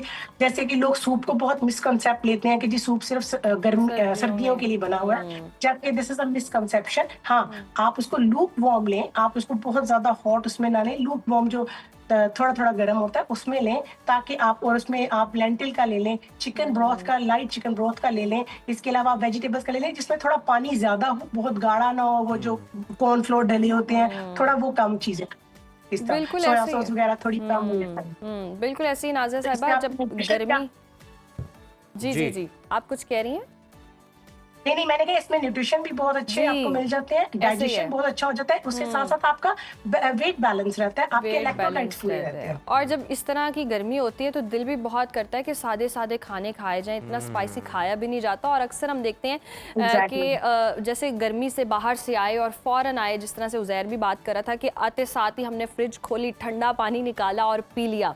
ये कितना नुकसानदेह होता है, क्योंकि ये बड़ा कॉन्सेप्ट हम बचपन से सुनते आ रहे हैं कि गर्म सर्द हो गए आप गर्मी से निकलते हैं और फिर एसी के नीचे चले जाते हैं, एसी से आए आप फिर गर्मी में बैठ गए। ये कितना बॉडी पे इफेक्ट कर रहा होता है? मैं आपको एक बात बताऊं, ये भी थोड़ा सा मिसकॉन्सेप्ट है लोगों में कि ठंडा पानी नहीं पीना। ये आपको ना बैलेंस रखना चाहिए। ये एक प्रॉपर, एक बहुत बड़ी एक इसके ऊपर रिसर्च है कि ठंडा पानी भी आपकी बॉडी का टेम्परेचर डाउन करता है। कभी आप बहुत ज्यादा जब हीट अप हुए होते हैं, जैसे कि आप डॉक्टर के पास जाते हैं बुखार में, तो वो आपको नॉर्मल पानी से नहलाता है, राइट? तो आप हर टाइम जो है वो गर्म पानी नहीं पी सकते। कभी कभी आपकी बॉडी की रिक्वायरमेंट होती है कि आपने ठंडा पानी पीना, तो काम योर सेल्फ डाउन। हाँ, अचानक से वो ठंडा गर्म नहीं करना। इसके अलावा आपको पता है ठंडे पानी की एक और अफादियत ये है कि आपको पता है, ये अगर आपको बहुत भूख लगती है तो अगर आप ठंडा पानी का, नॉर्मल बहुत चिल्ड वाटर नहीं, ठंडा पानी का जो ग्लास लेते हैं, तो आपको 2 से 3 घंटे जो आपको भूख नहीं लगती। अच्छा, it's very good for the diet also, yes. तो इसलिए ये बहुत मिसकंसेप्ट है। जैसे हम तो सूप इससे का पहले है, ठंडे पानी के नुकसानात ही सुनते रहे हैं। मतलब लोग कहते हैं कि जी ये नहीं, आपका आप स्टमक के सुनते लिए, हैं। आपके आपकी वाली डाइजेशन बात के लिए अच्छा नहीं है। मुझे ना आज तक आपकी वो बात नहीं भूलती जो आपने कहा था कि सोशल मीडिया और गाय भैंसों को भी सोशल मीडिया, तो that is the same thing कि सोशल मीडिया ने जो है वो बहुत कुछ मिथ्स बनाए हुए हैं जो कि कुछ हद तक गलत भी हैं, कुछ हद तक ठीक भी हैं। तुक्केबाजी होती है ना जो वो है। सही, ऐसे ही है, ऐसे ही है। अच्छा, जिस तरह से हम बात भी कर रहे हैं, अब पानी का जिक्र हुआ है और पानी के लिए आप जिस तरह बता रही हैं कि मिसकंसेप्शन है, इसी तरह आइसक्रीम को लेकर बहुत ज़्यादा है। लोगों का बहुत दिल करता है, जैसी तपती गर्मी आती है तो लोग आइसक्रीम बहुत खाना शुरू कर देते हैं और फिर कहते हैं आइसक्रीम की अफादियत गर्म है। आप खा ठंडी चीज़ें रहे हैं और इसकी अफादियत गर्म है, तासीर जो है वो गर्म है। इसका कितना रोल होता है? देखिए, मैं आपको बताऊं, जो भी चीज आप खाते हैं ना, अब जैसे आप चिकन बना रहे हैं, ठीक है, आप चिकन आप बना रहे हैं, तड़कती फड़कती लाल मिर्च में, काली मिर्चें, आपने उसको अच्छा तड़का शड़का लगाया, वो आप डिफरेंट उसमें जा रहे हैं। इसी तरह ही आप अगर वो खा रहे हैं चिकन, आप थोड़ा सा ब्रोथ बना के खा रहे हैं, ग्रिल करके खा रहे हैं, उसका टोटली डिफरेंट है, ठीक है। तो ये आपके ऊपर डिपेंड करता है आप किस माहौल में खा रहे हैं, कैसे बना के खा रहे हैं। अब जैसे मैं सर्दियों में घर पे बनाती हूँ, मैं उसमें क्या कहते हैं हनी लेके, और ये अच्छी तरह जो फ्रोजन अपने फ्रूट्स को फ्रिज में रख के, फ्रीजर में रख के उनको फ्रीज करती हूँ, फिर उसके बाद उनका ब्लेंड करके अच्छा सा मिक्सचर बना के मैं उनको वो जो उनके सांचे होते हैं उसमें डाल देती हूँ आइसक्रीम बनाने में। तो ये भी एक बच्चों के लिए हेल्दी है ना, आप उसको फ्रूट दे रहे हैं, स्मूदी शेप में दे रहे हैं, तो इसमें कोई ऐसा नुकसान मुझे तो नहीं लगता। लेकिन वही मैंने आपको बताया कि बहुत से मिथ्स बने हुए हैं। कुछ यहाँ पे डॉक्टर्स जो हैं कुछ प्रिस्क्राइब करते हैं, क्योंकि मैं तो वो मेडिकल्स की डॉक्टर नहीं हूँ, मेडिसिन की, तो लेकिन प्रिस्क्राइब करते हैं जब आपके थ्रोट्स में इन्फेक्शन होता है, आपका गला खराब होता है, तो कई डॉक्टर जो है आपको आइसक्रीम खाने का बोलते हैं ताकि आपकी इन्फ्लेमेशन कम हो यहाँ। हर चीज हर बंदे के ऊपर डिफरेंटली। अच्छा नाज़िर साहिबा, लास्टली क्विकली बता दें कि गर्मी में क्या आपका डाइट प्लान होना चाहिए?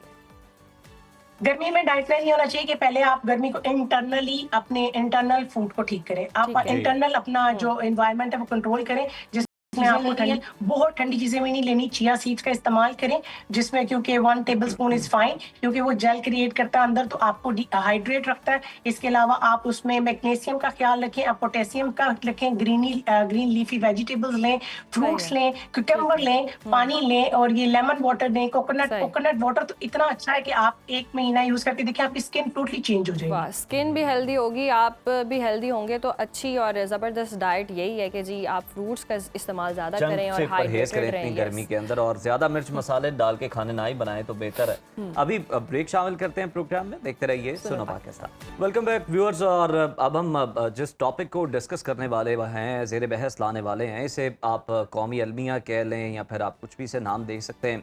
एक टाइम था जब यूनिवर्सिटी जाना हर नौजवान का ख्वाब होता था, लेकिन आज वालिदैन परेशान है कि वो बच्चे को यूनिवर्सिटी भेजें या अपने घर का राशन पूरा करें, क्योंकि यूनिवर्सिटीज़ की बात करें तो हम ये देख रहे हैं ड्रास्टिकली जो एडमिशन्स हैं उनकी रेशो बहुत कम हुई है यूनिवर्सिटीज़ में, चाहे वो गवर्नमेंट की हैं चाहे वो प्राइवेट हैं। और हैरत अंगेज़ तौर पर 2018 से हायर एजुकेशन का बजट वहीं पर खड़ा है जहाँ पर था, जबकि महंगाई ने सब कुछ निचोड़ लिया है। और ऐसे में हम देख रहे हैं कि यूनिवर्सिटीज़ अपने असातिज़ा को तनख्वाहें नहीं दे पाएंगी, जब लेबॉर्ट्रीज़ में कोई नए तजर्बे नहीं होंगे, वहाँ पे केमिकल जो बड़े बेसिक चीज़ें हैं वही दस्तयाब नहीं होंगी, तो हम कैसी नस्ल तैयार कर रहे हैं, ये सोचने का मकाम है। ये सवालिया निशान है कि जनाब क्या हम सिर्फ कागज़ के टुकड़े ही बांट रहे हैं जिन्हें डिग्री कहा जाता है? बिल्कुल, फिर ऐसा ही है। और डिग्री लेकर बच्चे जो हैं वो दरबदर होते हैं, और फिर हम कहते हैं जी अपॉर्चुनिटीज़ नहीं मिल रही। और तकलीफ दे बात यह है कि अब यूनिवर्सिटीज़ जो हैं वो तालिब इल्म को शागिर्द नहीं बल्कि गाहक के तौर पर लेती हैं, और जब तालीम कारोबार बन जाए तो मयार खुद ब खुद आप जानते हैं गिर जाता है। और आज VS प्रोग्राम्स में दरख्वास्तें निस्फ रह गई हैं, क्योंकि नौजवान को लगता है कि 4 साल और लाखों रुपए ज़ाया करने के बाद भी नौकरी की कोई गारंटी नहीं है। तो क्या हम वाकई 10-15 साल जो पुराना निसाब पढ़ा कर आलमी मार्केट का मुकाबला करना चाह रहे हैं, कर सकते हैं? आज हमारे साथ पंजाब यूनिवर्सिटी के vice chancellor doctor Syed Mohammad Ali sahab मौजूद हैं, उनसे जान लेते हैं तालीमी निज़ाम के हवाले से जो हमें लग रहा है कि वेंटिलेटर पर पहुंच चुका है। बहुत शुक्रिया आपके वक्त का। वेलकम टू सुनो पाकिस्तान। सर, जिस तरह से हम देखते हैं, अगर हम पंजाब यूनिवर्सिटी की बात करें, बड़ा नाम था और अब रिपोर्ट बताती हैं कि हम निस्फ हिस्से में भी नहीं आते हैं। कोई 500-800 यूनिवर्सिटीज़ जो टॉप हैं उसके बाद कहीं जाके हमारा नंबर आता है। क्या वजह बनी हमने तालीमी निज़ाम को इतना नीचे गिरा दिया? सबसे पहले तो आपका बहुत शुक्रिया, आपने मुझे यहाँ बुलाया। देखें, हमारा मौक़िफ़ भी आना चाहिए। पंजाब यूनिवर्सिटी इस वक्त दुनिया की रैंकिंग में 541 नंबर पे है, और जो फंडिंग है वो शायद 20,000 यूनिवर्सिटी से भी कम है। तो वैल्यू जो है वो हमारी जो डॉलर के अगेंस्ट है, जो हमारा बजट है उसको अगर हम देखें, हम ऑन एवरेज, आपको मैं एक सिंपल मैथ बताऊं कि हम 1 लाख रुपया 2 सेमेस्टर की जो है वो फीस स्टूडेंट्स लेते हैं। 50,000, किसी में कम किसी में एवरेज आपको बता। हमारे पास 54,000 स्टूडेंट, और हमारा खर्चा उसके ऊपर 3.5 लाख है, जो हम हॉस्टल को भी सब्सिडाइज करते हैं, ट्रांसपोर्ट को सब्सिडाइज करते हैं। और ये एक बेहतरीन ज़रिया है, जो आपने कहा कि जो हमारी वर्किंग क्लास है, पुअर क्लास है। अगर देखें, बहुत सारा प्राइवेट यूनिवर्सिटी का मॉडल है जो सक्सेसफुल है। इसको पंजाब यूनिवर्सिटी तो ब्रांड है, बड़ा नाम है, बड़ी जगह है, तो इसको मैं बहुत आसानी से सक्सेसफुल बना सकता हूँ। अगर मैं 1 लाख ही सेमेस्टर का कर दूँ तो 2 लाख हो जाएगा। तो 54,000 स्टूडेंट है, 11 अरब रुपए मुझे फीस मिल जाएगी। तो इसलिए मैं ऐसा नहीं कर सकता, या हमें ऐसा नहीं करना चाहिए। हम सब्सिडाइज एजुकेशन देते हैं। फंडिंग, जैसे इन्होंने अपने इंट्रो में बताया, फंडिंग तो अभी फ्रीज हुई है। अब 2 ही ज़राए यूनिवर्सिटीज़ के पास हैं कि वो या तो फीस बढ़ाएं या गवर्नमेंट उनको ग्रांट दे। तो अब फीस मैंने जैसे कहा कि हम बढ़ाना भी नहीं चाहिए चाहते हैं, और हमें बढ़ानी भी नहीं चाहिए, तो क्योंकि फिर वो अब प्राइवेट सेक्टर यूनिवर्सिटीज आ रही हैं, दोज हु कैन अफोर्ड, वो तो वहाँ चले जाएंगे, और यहाँ फिर वो गरीब के लिए क्या जो पहले ही नहीं आ तो रहे। इसलिए देखें, पैसा देखें, आप मर्सिडीज बेंज का मुकाबला जो है 660 सीसी से तो नहीं कर सकते ना। अब जो मतलब दुनिया में जो आपने कहा टॉप यूनिवर्सिटीज़ हैं, तो किसी का $50 बिलियन का एंडाउमेंट है, किसी का 36 बिलियन पाउंड्स का एंडाउमेंट है। ऑक्सफोर्ड यूरो को, कैम्ब्रिज को देखें, तो इसलिए हम अपने फाइनेंस के हिसाब से, आप तो पंजाब यूनिवर्सिटी से पढ़े, हमारा इस वक्त पाकिस्तान की जॉब मार्केट में, वो आईटी की हो, वो सिविल सर्विस हो, वो मीडिया हो, सारे जो टॉप के आपके मीडिया के लोग हैं, सारे पंजाब यूनिवर्सिटी से, गवर्नमेंट में 80% लोग जो सिविल सर्वेंट हैं, जो पॉलिटिक्स में। तो इसलिए हम एक रीजनेबल कंट्रीब्यूशन कर रहे हैं, लेकिन जैसे आपने कहा कि इसमें बेहतरी की गुंजाइश मौजूद है, और हमें सबको मिलके ये सोचना चाहिए कि हमें अपनी पब्लिक सेक्टर यूनिवर्सिटीज़ को as a society, as a रियासत मजबूत करना चाहिए, ताकि हमारे वो लोग जो अफोर्ड नहीं कर सकते, उनको एक मेयारी और अच्छी तालीम दी जा सके। सर, अब मेयारी तालीम की आपने बात की, और यकीनन हमारा भी मादर इल्मी है, और हम भी फारिगुल तहसील हैं जामिया पंजाब से, तो हम चाहते हैं ये ग्रो करे, इसका आलमी रैंकिंग में बड़ा अच्छा नंबर हो। पाकिस्तान से अगर हम देखें सर, क्वालिटी एजुकेशन की बात करें तो हर साल 30,000 से ज़ायद तहकीकी मकाले, रिसर्च पेपर्स जो हैं पब्लिश होते हैं, मगर उनमें से सिर्फ 5% ही आलमी सतह पर हम देखते हैं कि कोई बड़ा हाई इम्पैक्ट जर्नल्स में जगह बना पाते हैं। पंजाब यूनिवर्सिटी में तहकीक का आपके आने के बाद मयार जो है वो कितना बेहतर हुआ है, इस चीज़ पे, क्वालिटी पे कितना फोकस किया? ये हमने रिसर्च पे, मैं इनके आपके जवाब की तरफ आने से पहले, जो एडमिशन कम होने का सिलसिला है, एक तो दुनिया सारी में ट्रेंड आ गया कि आप एआई से ऑनलाइन अर्निंग की तरफ जाएं और लोग, लेकिन मैं आपके तवसत से ये एडवाइस करना चाहता हूँ, आप जब पढ़ के जर्नलिस्ट बनते हैं तो और तरह होते हैं। इसलिए लोगों को पढ़ने के साथ साथ काम सीखना चाहिए, लेकिन आज भी डिग्रीज उतनी इम्पॉर्टेंट है। हमें अपने बच्चों को कन्विंस करना चाहिए कि आप ज़रूर अर्निंग करें, काम भी करें, लेकिन ये जो डिग्रीज हैं ये आपको अच्छा इंसान बनाती। तो इसलिए हमें, और ट्रेंड काम इसलिए हो रहा है कि एक तो ये वजह मैंने बताई कि वो 4 साल, जैसे आपने कहा, हमें 2-2 साल का एग्जिट भी देना चाहिए। बहुत सारी लड़कियां हैं जो एफएससी के बाद 2 साल पढ़ के उनको हम जो है एसोसिएट डिग्री दे दें, वो अब शादी हो जाती, काम कर लेते हैं, फिर जब मौका मिले फिर आके पढ़ के अपनी डिग्रीज को मुकम्मल। और फिर हमारे अब हर ज़िला में और तहसील की सतह पर यूनिवर्सिटी बन गई। तो पंजाब यूनिवर्सिटी की भी जो सबसे बड़ी खूबसूरती थी, ये डिवर्सिटी थी। लोग मुख्तलिफ सूबों से आते थे, साउथ से आते थे, हमारे नॉर्थ से आते थे, और आपका एक खूबसूरत, अब वहाँ हर जगह पे यूनिवर्सिटीज़ बन गई। कॉलेजेस के अंदर बीएस शुरू हो गया, 4 ईयर, जिसकी फ़ीस 5,000 है। तो वो इसलिए इन्फ्लक्स ऑफ स्टूडेंट्स, और ये भी कोई अच्छी चीज़ नहीं है। आप बहुत सारे लोग, मैं भी, मेरा ताल्लुक गाँव से है, लाहौर आया तो मेरी ट्रेनिंग हो गई ना, जो मेरा एक्सपोजर हो गया। अब झंग में यूनिवर्सिटी है, तो मैं अगर अब होता तो झंग में पढ़ता, तो फिर मेरा वो एक्सपोजर नहीं होता, फिर मैं लाहौर को नहीं देखता, फिर मैं बरकत मार्केट नहीं जाता, फिर मैं लिबर्टी नहीं जाता, फिर मैं जो है वो एबट रोड पे नहीं जाता, या वो ये सारी चीज़ें आप सीखते हैं ना, मुख्तलिफ एक्सपोजर बढ़ता है, एक्सपोजर बहुत असातिज़ा आपको बेहतरीन मिलते हैं।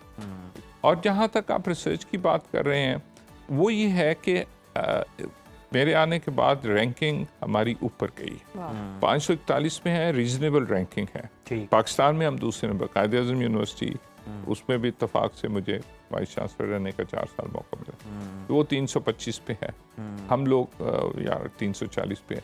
और हम इंशाल्लाह अगले साल टॉप 500 में आ जाएंगे। जैसे मैंने कहा लिमिटेड रिसोर्सेज हमारे यहाँ प्रोफेसर्स अच्छा, हमारे पास बहुत ज़्यादा रिसर्च सेंटर्स हैं आपके साथ, बिल्कुल यहाँ CEM भी है, बहुत ही अच्छा काम। 80% ऑफ द कॉटन जो इस मुल्क में लगाई जाती है वो हमारा ही जो है सीड है, जीनोम CEM का है। जबरदस्त। एग्रीकल्चर में काम कर रहे हैं हम, स्टेम सेल्स पे काम कर रहे हैं, ऑटिज्म पे काम, बहुत सारे एरियाज हैं बहुत, और बड़ी अच्छी हाई क्लास।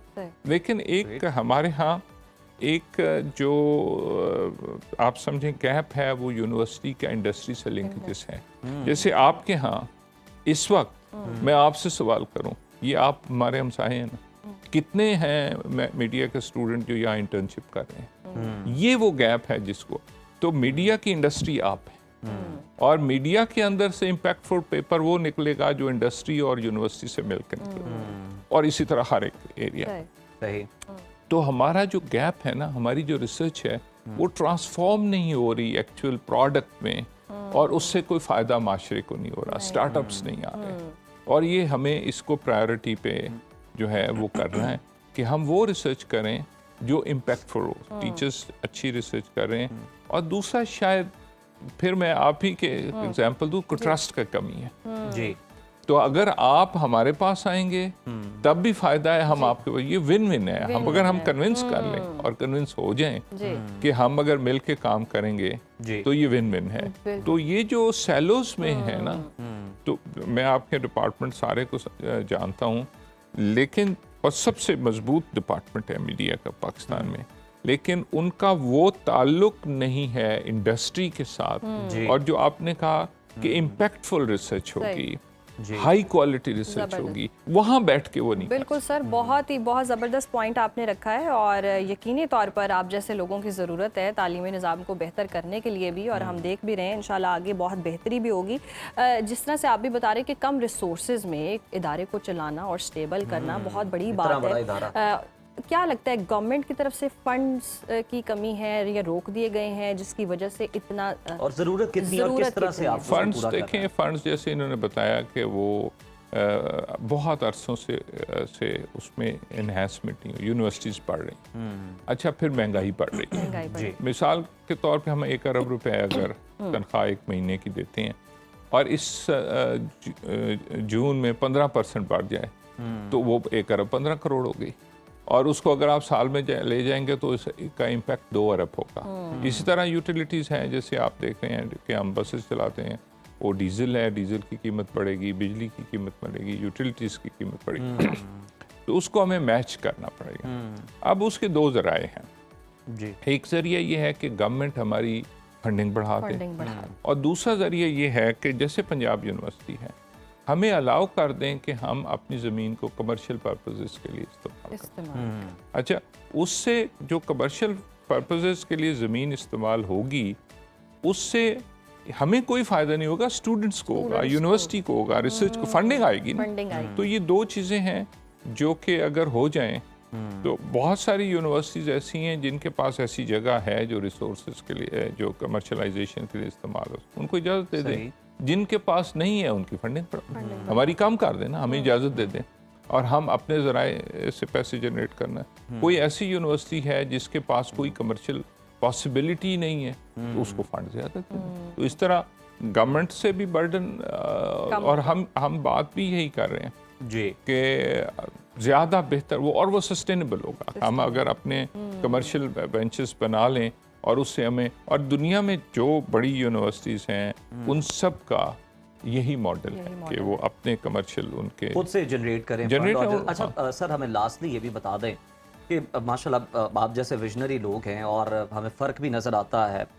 अगर देखें, कुछ लोगों को सख्ती नज़र आती है जामिया के अंदर, हमें डिसिप्लिन नज़र आता है। अगर हम अपने अच्छे से देखें, हाउस इन ऑर्डर कैसे किया आपने? देखिए, मैं बड़ा वाज़ेह फ़र्क नज़र आता है कि ये सख्ती नहीं है। मुझे बहुत जो स्टूडेंट्स हैं बहुत अजीज हैं, बिल्कुल मेरे बच्चों की तरह, और मैं ये समझता हूँ कि यूनिवर्सिटी की लाइफ वो है नहीं जिसमें सिक्योरिटी सेफ्टी ना हो। और आजकल आप देख लें, वैसे भी लॉ एंड ऑर्डर की सिचुएशन है, सिक्योरिटी के इश्यूज हैं। तो मेरे ख्याल में जो ओपिनियन है कि मैंने सख्ती की है, वो मैं ये समझता हूँ कि डिसिप्लिन किया है, और उनको सबको ये कहा है कि ये जो हैं वो ग्रीन लाइंस हैं, इसके अंदर आप ऑपरेट करें। आपने आप यूनिवर्सिटी के अंदर आए, आइडेंटिटी शो करें। हॉस्टल में हैं तो आइडेंटिटी, और कोई आउटसाइडर हॉस्टल में नहीं रह सकता। और मैं तो इस हद तक भी इजाज़त दी कि रह सकता है, इजाज़त ले, पे कर और हमें पता हो कि जी वो रहे, कोई अनआइडेंटिफाइड जो है। और फिर एक और कॉन्सेप्ट भी है कि शायद मैं कोई सियासी कोई मुखालफत की चीज़ बिल्कुल नहीं है।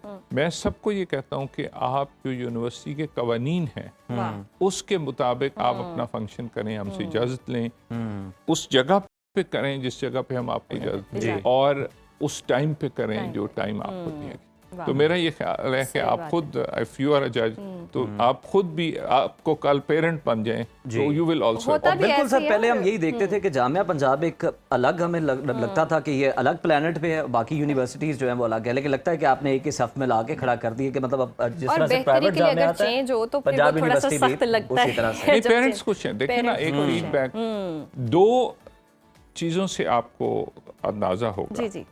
एक, majority of the students are happy. They feel they are safe, they are protected, and they are free to do what they want to do. Or parents are happy, and the civil society is appreciating. So किसी शख्स ने मुझ पे ये criticism नहीं किया कि आपने ये क्यों किया। Sir, credit goes to you at the end. बड़ा मुश्किल काम था जिसे आप कर पाए हैं, क्योंकि हम समझते हैं और बहुत सारे जो देखने वाले हैं वो भी समझ सकते हैं। Thank you so much. जो तब्दीलियां हम देख रहे हैं वो बेहतर ही हैं, और तालीमी निज़ाम में मजीद बेहतरी भी आएगी। अभी वक्त हुआ कदीम और अजीम दरसगाह जनाब, हुकूमत से जाते जाते अपील भी है, HEC से भी है कि जनाब फंड्स में इजाफा करें। ये फंड्स जो हैं ये स्टूडेंट्स पर ही लगने हैं। इसी इल्तिजा के साथ बढ़ते हैं ब्रेक की जानिब। Stay with us. व्यूअर्स, सोचिए कि कभी आपके साथ ऐसा हुआ हो कि आधी रात को अचानक आंख खुले, पसीना आ रहा हो, स्वेटिंग हो रही हो एक्सेसिव, और दिल की धड़कन काबू में ना हो। हम सभी जिंदगी में कभी ना कभी डरावने ख्वाबों का शिकार होते हैं, लेकिन क्या हमने कभी सोचा कि ख्वाब ये आते क्यों हैं? क्या ये सिर्फ इत्तेफाक है या हमारा दिमाग हमें कुछ बताने की कोशिश कर रहा है? फिनलैंड की एक हालिया तहकीक ने इससे पर्दा उठाया, जहाँ 71,000 से ज़ायद लोगों की नींद पर रिसर्च की गई। तहकीक के मुताबिक ये डरावने ख्वाब दरअसल हमारी डेली लाइफ की बेचैनी, दबाव और मनफी ख्यालात का अक्स होते हैं, जिन्हें हम दिन भर अपने अंदर दबाए रखते हैं। बिल्कुल, और ये तहकीक जी बड़ी ख़तरनाक भी है, क्योंकि ये बताती है कि अगर ये सिलसिला मुसलसल रहे तो इंसान किसी बड़े जहनी मसले में फंस सकता है, और बिल्कुल ऐसा ही है, और इसको हम नज़रअंदाज नहीं कर सकते। अगर नज़रअंदाज करेंगे तो बहुत महंगा पड़ सकता है। और माहिरीन का कहना है कि हमारी कुछ आदत भी इन डरावने ख्वाबों को दावत देती हैं। जैसे सोने से पहले हमने कोई हॉरर फिल्म देख ली, फिर तो बिल्कुल ऐसा होता है। और कैफ़ीन का आपने बहुत ज़्यादा इस्तेमाल किया हो, देर रात आप भारी खाने खा रहे हों और बोंग पाए खा के आप सो गए, तो ऐसे कुछ होगा। दिमाग सोने के बाद जी मुतहरिक रहता है, और यही वो चीज़ें होती हैं जो भयानक जो हैं ख्वाब बनकर सामने आती हैं। और माहिरीन का ये भी कहना है कि हल बहुत सादा है, अपनी नींद का एक वक्त मुकर्रर करें और सोने से पहले खुद को पुरसुकून रखें और मुस्बत सोच के साथ आप बिस्तर पर जाएं, क्योंकि पुरसुकून नींद ही एक सेहतमंद ज़िंदगी की बुनियाद है। और अगर ये मसला शिद्दत इख्तियार कर जाए और आपकी रोज़मर्रा की ज़िंदगी को मुतासिर करने लगे, तो किसी माहिर नफ्सियात से रहनुमाई लेना बहुत ज़्यादा ज़रूरी है। और डीप स्लीप बहुत ज़्यादा ज़रूरी। मैं यही देखी को ज़्यादा फोकस नहीं करते हैं, डाइट या लाइफस्टाइल को मेंटेन करने में लगे रहते हैं, तो नींद का बहुत ख्याल रखना है। और नींद में जाने से पहले हर तरह की नेगेटिव सोच को दूर भगा दें। आप सोच ही रही हैं तो कुछ और भी सोचें, कुछ जगाने वाली बात भी कर लें आप। अच्छा, सुलाने के बाद जगाना, जगाएं जी जगाएं। नाज़रीन, सुबह सवेरे कॉफ़ी की वो महक या बारिश के बाद मट्टी की वो भीनी भीनी खुशबू अचानक गायब हो जाए तो कैसा लगे? हम इसे शायद आम सा नज़ला समझते हैं या एलर्जी समझकर छोड़ दें, लेकिन साइंसदान कहते हैं कि हमारी नाक दरअसल हमारे दिमाग का गेट कीपर है। जर्मनी में होने वाली एक बहुत ही हैरत अंगेज तहकीक सामने आई है कि अल्जाइमर जैसी खतरनाक बीमारी जो हमारी यादें छीन लेती है, इसका सबसे पहला हमला हमारी सूंघने के हिस्से पर होता है। और हैरानी की बात है कि यह तब होता है जब आपको भूलने की कोई शिकायत भी नहीं होती, यानी नाक आपको पहले ही बता देती है कि अंदर कुछ गड़बड़ चल रही है। यानी कि देखिए अल्लाह का निज़ाम कैसा है कि इंडिकेटर्स मौजूद होते हैं, और इसके पीछे जो वजह बताई गई है वो ये है कि और वाकई बहुत चौंका देने वाली है। हमारे दिमाग के अपने मुहाफिज जो हैं वो सेल्स होते हैं जिन्हें माइक्रोग्लिया कहते हैं, और वो कभी कभी जी कंफ्यूज होकर अपने ही इन रेशों पर हमला कर देते हैं जो खुशबू के सिग्नल्स पहुंचाते हैं, गोया घर का जो मुहाफिज ही देखें तो घर का रास्ता रोककर खड़ा हो जाए।